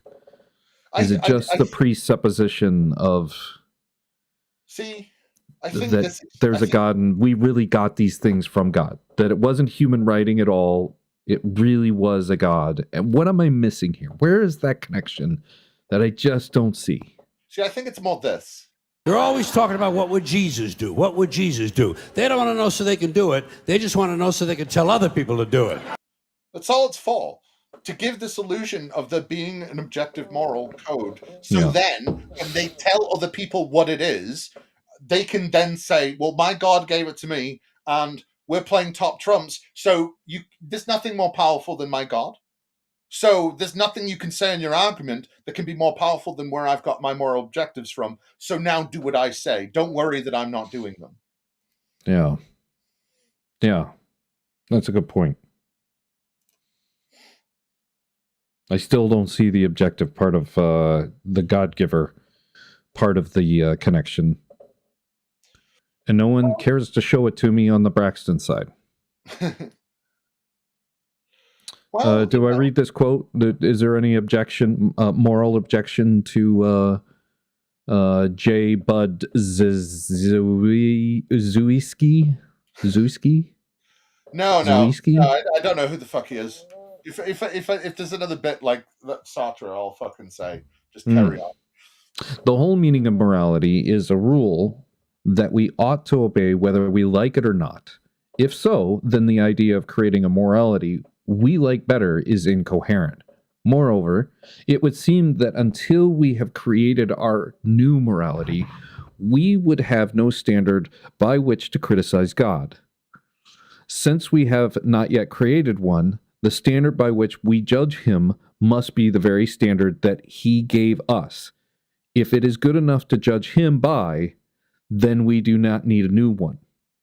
Don't you love? That is just profoundly ignorant. I cannot understand this at all.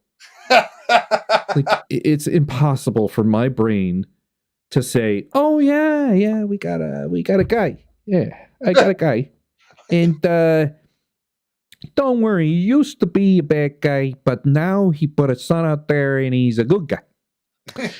So don't pay attention to all that bad stuff, but we still need that bad stuff in there to make this work. So if you don't have the muscle that got you here, then the good guys, he's not going to have his prominence on the throne, if you know what I mean. I also love the fact that it's like, hey, you haven't got perfect morals, so how dare you, sir, madam in between? How dare you judge? And until that happens, fuck you. And so many Christian arguments come back to that stupid. Well, you don't know how abiogenesis happened, so therefore it's never going to happen, and so it doesn't matter. It's always about. That's one of the other things I always fucking hate about stupid philosophical bullshit. It's always, do you have the answer for it right now? No. Well, then I win. Mm-hmm. Well, it's like, how about we've been saying that your God's morals are wrong since, I don't know, the Enlightenment, and that's why we strive to do better. Yeah. Let's. Here's the thing. I ask for the bow tie 8 all the time.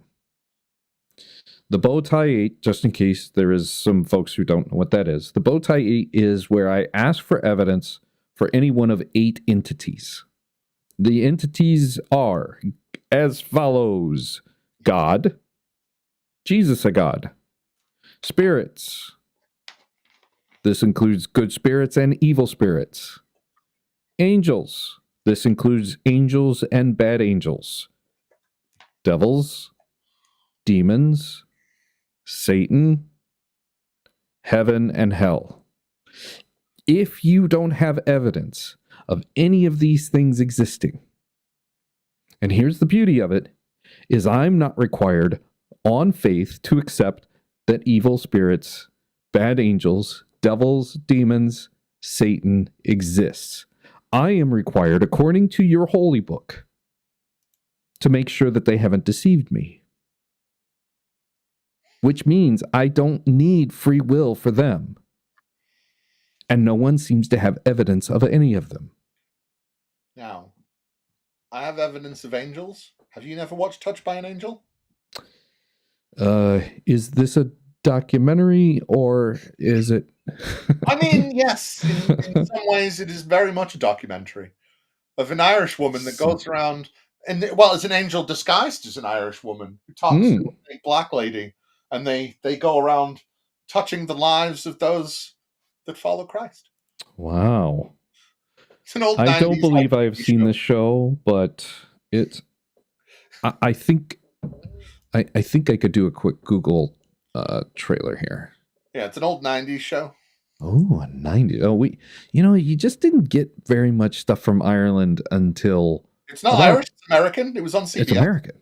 Yeah, it was on CBS for like... What? 15 years or some shit like that. Yeah, wow. It was just played by an Irish lady because it was 90s America and the Irish are all Catholics, right? So, if she's Irish, she must be God-fearing, so that's cool. It's exotic God-fearing. I may have seen it in pop culture once or twice. It's basic, to be honest. Touched by an Angel is just Christian Quantum Leap. Christian Quantum Leap. It totally is. 100% just Christian Quantum Leap. Christian Quantum. It had Valerie Bertinelli in it. Or did she just play a guest spot? I don't know who that is. Wow. I mean, I don't know the name. I might know who it is. I'm not good with names. Who is the Irish? I don't know. Yeah, I barely know any of these actors. Well, yeah, because it was a Christian TV show in the 90s.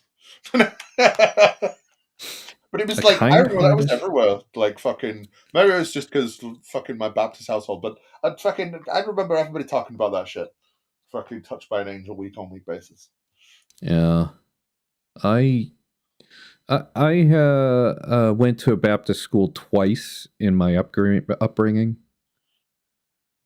if I'm not mistaken. I graduated from a Baptist high school. I was shielded profusely from the sciences and evolution. I wasn't. I don't know. They didn't they tried to teach me about that it was bad, but also didn't give a shit if I learned it from anywhere else. So I don't know. Oh wow, David. I've seen. I was just looking at all the people who were on the show. One of the actors I've actually met in real life. See, you've met a real angel. Yeah. David. David Duchovny. David Duchovny. No. It's Duchovny. That's how it's pronounced. Everybody knows this. David Canary. Is it Canary? He was a soap opera star on All My Children. And he was a guest at the hotel, one of the hotels that I worked at. Yeah. And I actually served him. I think his child, his grandchild was going to Northwestern at the time, if I'm not mistaken. All right. Enough show and tell. Back to, I find it hard to believe that... I just don't understand this objective part unless you provide the evidence that there is an objective moral giver. And just putting words on a page instead of saying, here he is. Told you he was here. But that is the most, it is the most objective moral, though. It just is. If you don't believe that, it's because you haven't opened your heart to God. I have not. So, well, then, if you haven't done that, then you wouldn't feel the objectivity run through you? Like a cleansing balm. A cleansing balm. Huh. Yes. See, the light of the Lord moves through us all, and only if you let him in will his light touch all the corners. I didn't tell you to put the balm on. Who told you to put the balm on? Well, you know. Yeah. God. Do it all, and if he didn't, then I'll make it so with my clear and concise arguments. Oh my goodness, that's hilarious. This is this is fun. In fact, a better explanation of moral subjectivity would be hard to locate. Also, we find that for any given nation in the history of the world, except moral principles have undergone change. Wow, they have. Is that profound or what? That is I completely agree with that statement. I know it's a shocker. We've actually agreed with Braxton for something that is. I couldn't agree more. It's almost like we did some trial and error, and we found that we traded this set of complications for this set of complications when we as a society tried to improve things. Impressive.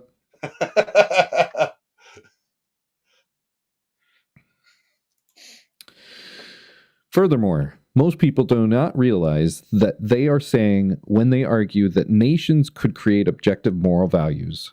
What if extreme Muslim fundamentalists succeed in overthrowing the Western world's majority powers and instituted their view of morality as law? It's Suddenly, almost like it'd be exactly the same if you fucking did it, you Christian fuck. right. Yeah, it's almost, well, almost. The thing is if you are in that society, you think it's the right thing. You're shown it's the right thing. Society views it as the right thing.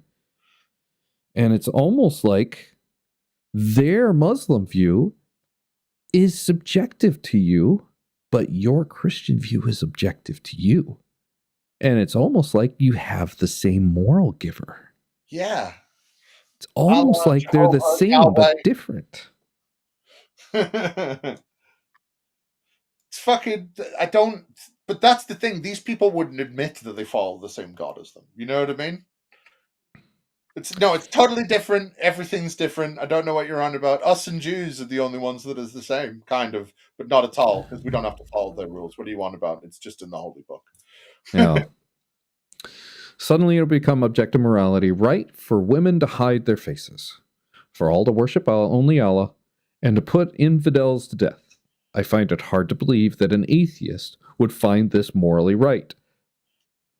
Right, but the thing is Muslims, if fundamentalist Muslim took over, they would argue that in fact that was exactly as objective as the fucking shit this dickhead's trying to peddle.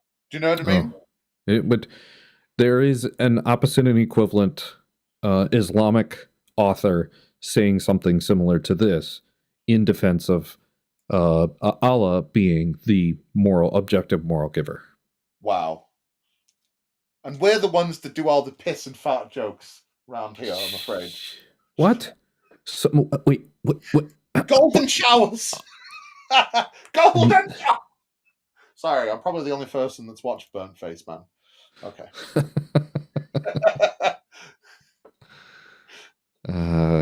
Brilliant. All right. Let's see. For this reason, let's see. Did I do that? Where did I miss? For this reason, the reason for this is that such a view of morality, as is decided by anyone, is not objective but subjective. If it is subjective, then it is not absolute. If it is not absolute, then nothing is really wrong, right or wrong, good or bad. C.S. Lewis clarifies. Anything wrong with C.S. Lewis, by the way? I mean, many things, but nothing that, like I said, if there is, I'll tell you. Just C.S. Lewis is particularly stupid, but what I like to do when I go for my breadths of knowledge is I go to what C.S. Lewis says, because C.S. Lewis was very intelligent and made all the best arguments. Like, hey, no, that's the wrong person. Never mind. Carry on. If good or better are terms deriving the sole meaning from the ideology of each people, then of course ideologies themselves cannot be better or worse than each other, unless the measuring rod is independent of the things measured. We can do no measuring. For the same reason, it is useless to compare the moral ideas of one age with those of another. Progress and decadence are alike meaningless words. You see, so it doesn't matter that in the past they did different things than we do now. Because we couldn't measure them against each other. That would just be bad. Like, what? Isn't this the whole group of people that ignores an entire section of their Bible just because it's the present now and not then? Like, come on. Speaking of which, have you seen this Jubilee video that's been passed around from several people? Brandon covered it. Mindshift. Yeah. Jordan Peterson talks to several atheists. Yeah. And it's kind of partially a train wreck as it's designed to be. Yeah. see, the thing is like I should probably debunk Jordan Peterson more, but I tend to just ignore his ass. Yeah, I don't care about this. I remember a car forum that I'm on. Somebody was starting to praise about Jordan Peterson, and I had just watched the Matt Dillahunty debate. And I was like, guys, I can't tell. I think 50-50 chance this guy's just a slick talk on scam artist. Oh, definitely, yeah. And I just started getting just lambasted. They're like, you can't make a comment like that without backing it up. So I posted a clip of him being essentially a word salad, question dodging con artist in Matt Dillahunty's video, and then I backed it up with a few weeks later with a transcript of him in a podcast with somebody, just posted straight from Jordan Peterson's website, copy and pasted it, and placed it in the forum. And another link, because by that time he had also debated Sam Harris the first time. Yeah. I think it was about the time he debated him the first time. Another clip where he was doing the same thing. If I'm not mistaken, when I posted that last clip, the thread went silent.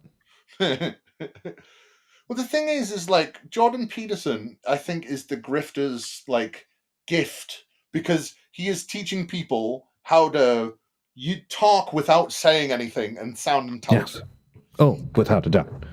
It is amazing. When you've got a dumbed down populace that is your like peak demographic, then big man say clever word is very useful in making people think what you want. And anytime you end up making fun of them, the people that rebuttal you and the reasons they do show exactly the caliber of people they're going after with him. You know what I mean? I know. I do know what you mean. Like, it's almost like I saw a video of his a while ago that he did with PragerU that I mean to do further, where it was like a 6 hour, like a multiple hour thing where it's him, Dennis Prager, and a bunch of other Bible scholars as they talk about the truth and validity of Exodus. What? Yeah. And it's like Jordan Peterson is supposed to not be seen as a Christian, and it amuses me greatly.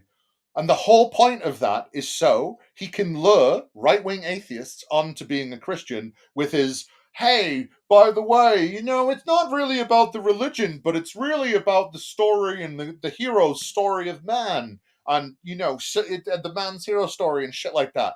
And gets people onto the whole Christian sucking dick thing by getting them in that way. You're like, hey, I'm not a Christian, man. I'm just asking questions. You know what I mean?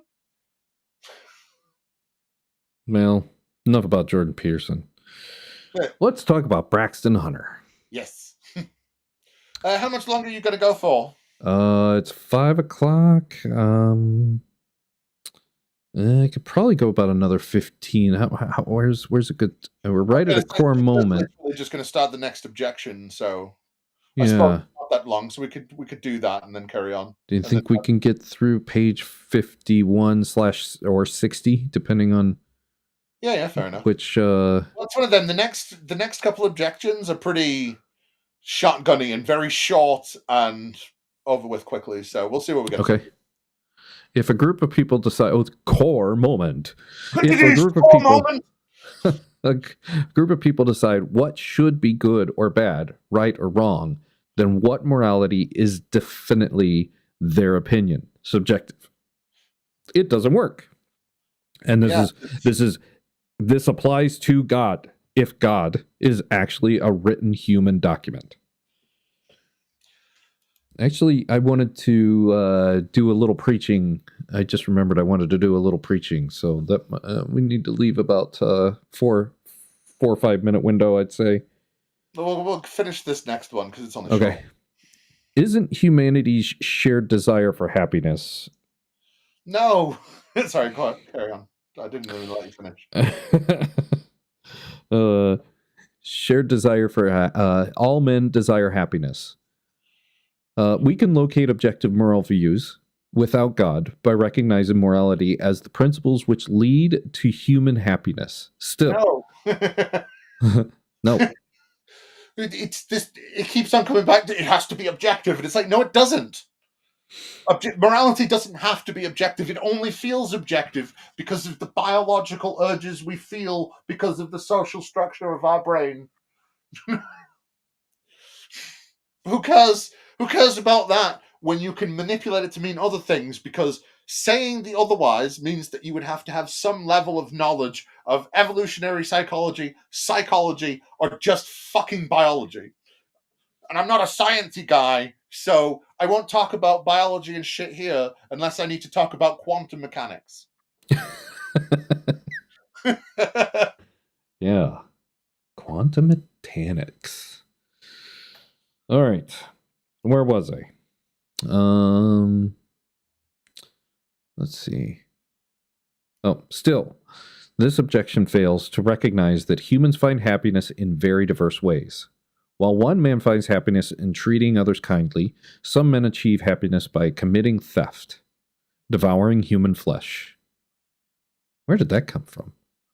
Well, you've just got to say is that a metaphor? Does he mean that as a metaphor, or does he mean cannibalism? No, he means it, because when we talk about morals with Christians, they've always got to fall back on these really horrible examples to try and make atheists defend devouring human flesh as being good in some way or whatever. Do you know what I mean? Right. Well, I do have a conscientious objection to deprived baby cow. Yeah. And every time it's on the special menu and I want to get it, like a veal ossobuco or a veal shank or some variation. And I was like, oh, that looks good, but it's veal. And the missus says, honey, the cow's already dead. You can eat it. I was like, yeah, but I'm supporting them making more. She's like, it's still already dead.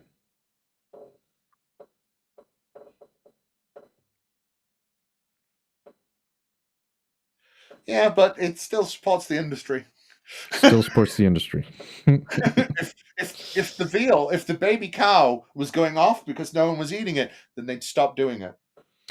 Yeah. So I do have a bit of a morality, but I still eat deprived baby cow. I do not.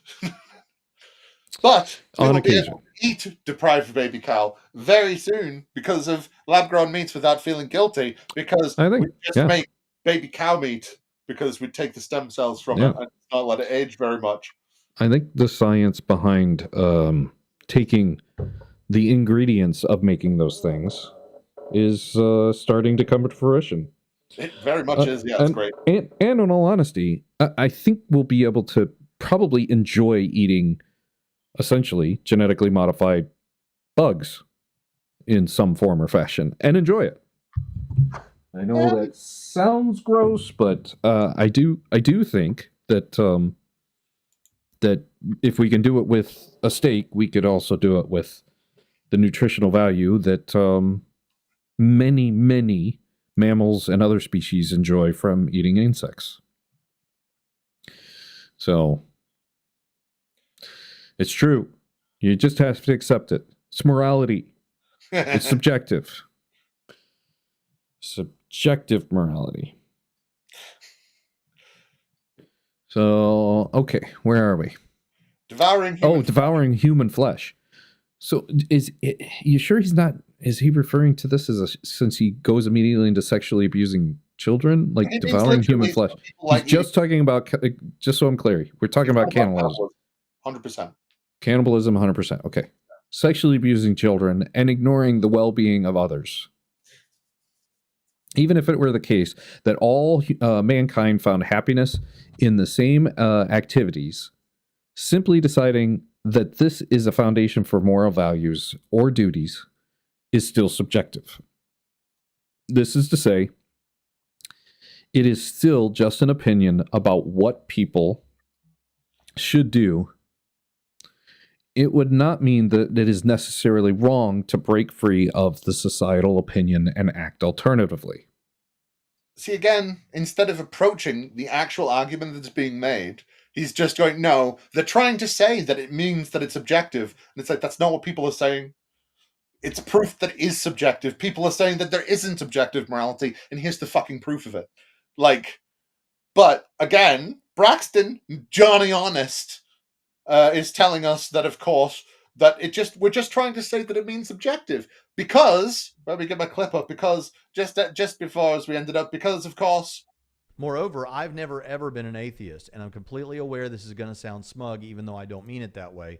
But the reality is, I think I understand the arguments for and defenses of atheist positions better than most atheists I know. And since and since he, of course, knows this fact, it means that all these arguments he's making and things he's saying about our arguments are correct, and ours are in fact wrong, even though it is what we are. I thought for a second this glare was something that was blurred out, some words that were blurred out on my screen. Yeah. Don't watch the objective conversation. That's funny. Right? You said you wanted to do some preaching, so. Let's go with, let me do a share screen. There you go. You got the stage. Afternoon as we approach our end. He is a smug fuck. Braxton Conter is in fact a smug, griftery fuck. So if you remember in the first chapter, I had put together a little thing where Clay Jones is talking about that an atheist just doesn't want to come to God and that we're wicked, right? Yeah. Here is a clip of Clay Jones telling us about how he's basically justifying his objective moral giver. If I can cue it up. There we go. All right. Does that look good? Yep. Yeah. Oh, yeah. Let's full screen this. And victims, we must conclude that. Except you probably don't want to listen to it 1.5 times speed like I like to listen to it. We were all born Auschwitz-enabled. Many years ago, I first began to study human evil so that no one could disqualify my theodicy. I teach Why God Allows Evil at Biola in our Master of Arts program. That no one could disqualify my theodicy by suggesting that I'd glossed over horrendous evils that people perpetrate. But as I read about gang rapes, the shocking of people's genitals, of mutilations, of live burials, and so on, one after another, something strange happened to me. I was struck that evil is precisely human. It's what humans do. Most books on theodicy, most books that try to explain why God allows evil simply haven't gone far enough. Too often it appears that the theodicists only read enough atrocity to illustrate their writings with horrors for which God must account. But scrutiny reveals a much deeper, more sinister lesson. Humans torture and murder with little provocation. There is a problem of evil, all right, but it isn't God's problem. Rather, it's humankind's problem, and humankind needs to answer for it en masse. Okay. Now, Clay Jones wants to say that there is a moral giver and that accusing this moral giver is somehow unjustified because anything that a human can present is, of course, subjective.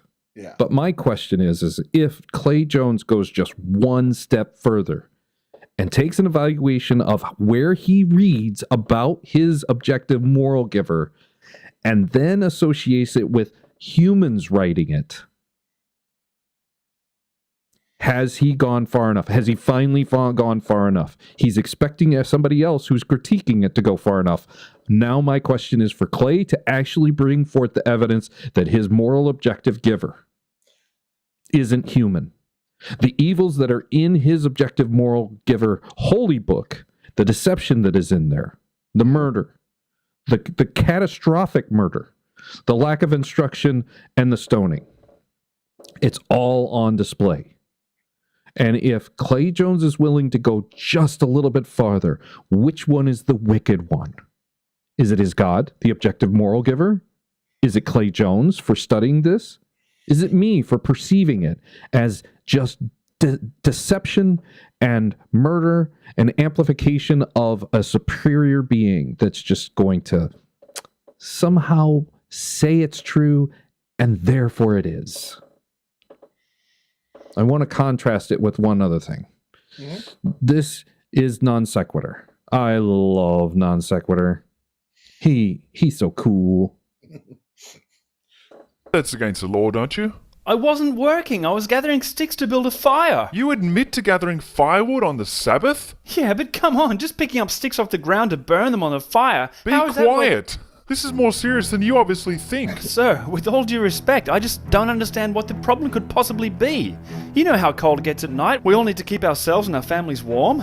I've got to have a fire for cooking. I've got kids to look after. You know which day of the week it was. Of course I knew what day of the week. How can you be so flippant about what you've done? This kind of evil is... It's chilling. It chills my blood to look at you. You seem to show no remorse. I've done nothing harmful to anyone. It doesn't seem to occur to you what you've done. What have I done? It's sticks. It's for a fire. Quiet! This is an outrage. You've openly confessed to what you've done, so we hardly need to hear any more. This is your last chance. Do you have anything to say in your defense? Sir, I was picking up some sticks from off the ground, which I planned to burn, to make a fire, upon which I could prepare food, and next to which I could warm myself and my family. I've heard enough of these pathetic excuses. Wait here. I'm now going to consult the almighty creative intelligence behind the creation of the entire universe. He'll know what to do. Well, I've just consulted with Yahweh, the creator of the universe. Here's what he had to say. Yahweh has chosen us. We are his chosen people, chosen to shine his loving light into the world. He is the author of morality and ethics. He personifies the objective moral standards of the universe. His moral commands, therefore, must be and are consistent with his holy and loving nature. His commands and moral injunctions are, by definition, perfectly just, perfectly fair. He is perfection. Yahweh is pure love. He loves you and I and all here present, and he intends to use us, his people, to reach out his loving hand to all of the nations on earth. Well, I'm glad to hear that. You had me scared there. I thought you were about to punish me for picking up sticks. You seriously had me worried there. He's the perfect judge, and his perfect judgment is this. What you did was a moral outrage. The creator of the universe is sickened by what you did this afternoon. Just what kind of sick society do you think this is? Do you think Yahweh chose us to be degenerates? Would you want neighboring nations seeing us behaving like animals, like you were today, gathering firewood on this of all days of the week? You're a disgrace to our nation and to humanity. You are human filth. That's why God orders that I and everyone else here take you to the edge of the camp and throw stones at you until you're dead. What?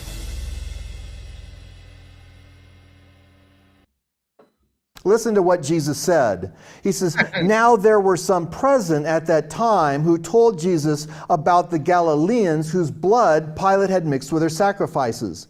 Jesus answered, do you think that these Galileans were worse sinners than all the other Galileans because they suffered this way? He says, I tell you no, but unless you repent, you too will all perish. Or those 18 who died when the Tower of Siloam fell on them. Do you think they were more guilty than all the others living in Jerusalem? He says, I tell you no, but unless you too will all perish. Notice, by the way, you have an interesting thing here. On the one hand, they gave Jesus the example, well, Pilate seemed to be killing some people without reason. It's just sort of a terrorist act. People are being murdered, we don't know why. And then Jesus brings up his own example of the collapse of a tower seeming to kill people for no good reason. When you put the two together, it sounds a little bit like 9/11 because you have terrorism and the collapse of a tower. But notice what Jesus says. They weren't worse sinners, they're just sinners. D.A. Carson, the well-known and respected Bible commentator, puts it this way. He says about this passage, he says, first, Jesus does not assume that those who suffered under Pilate or who were killed in the collapse of a tower did not deserve their fate.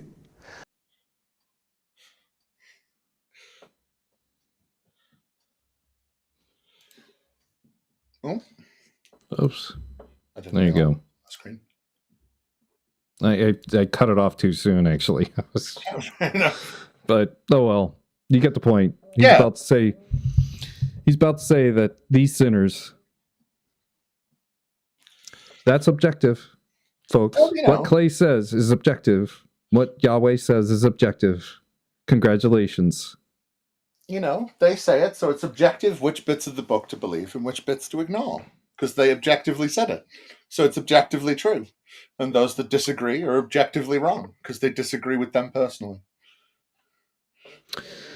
I think that was a success. This has been a successful show to talk about Braxton and his core facts.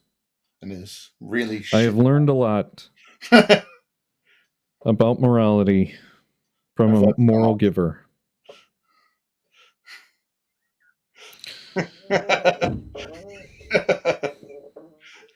Yeah. Only the Spanish Inquisition is only interested in the cat. Beautiful. Brilliant. Nobody. Oh, come on. Damn. Wow. Harsh words. I'm sorry we've displeased you. Show sucks sincere. Yeah, I'm only doing God's good subjective work here. That's what I thought, but apparently not. Apparently. Yeah, we'll blame it on Braxton. Yes, I agree. Grifter. I just saw that Braxton made a comment. Yeah, it's good to know that we're still in his heart. Well, bless ya, bow tie bless. Aye. So, God, let's put a scorecard. Was God objectively good today, according to Braxton's? What we hit about a third of this chapter? Yeah, something like that. No. No. Okay. Because it's not. Were we close? It's not circular logic at all. It's not circular. Do we have any? Since he might be here present, and let's be a slight bit diplomatic here. Is there anything that we take away that leans us at all to a good, objective moral giver? Wouldn't read it. I mean, we've literally, the only thing we didn't fucking read was the bit where you put a pedophile in your book. That's the bit we didn't read. So yeah, go fuck we yourself. did. I didn't read that part either. I guess I did. I did read it, but I just didn't know. I found out later. Yeah. So, all right. Well, I'm gonna go walk the doggy, make dinner for Mrs. Tux, and we'll do this next week. Same bad time, same bad channel. Like, subscribe, do the things. Do the things. I'll see some of you on Sunday, because me and Joe are going to watch through some terrible Christian shit. So come watch that with us. Joe from the Kentucky Atheist. Who's going to be doing the art protest and shit. So that's cool. Oh yeah. I did read your comment. I just didn't give a shit. You decided you weren't going to talk to us. So this is literally the last time I'm going to speak to you personally. Like, go fuck yourself, you griftery piece of shit. Oh my goodness. Wow. Zach, that's so harsh. Oh. So I'm always trying to be diplomatic, so. See, I am just not with drifters. My friends, thank you once again. Time flies so fast when we're doing this. I look forward to next week. Aye. On Shaken Fist. Thank you. Bow tie bless all. See y'all letters.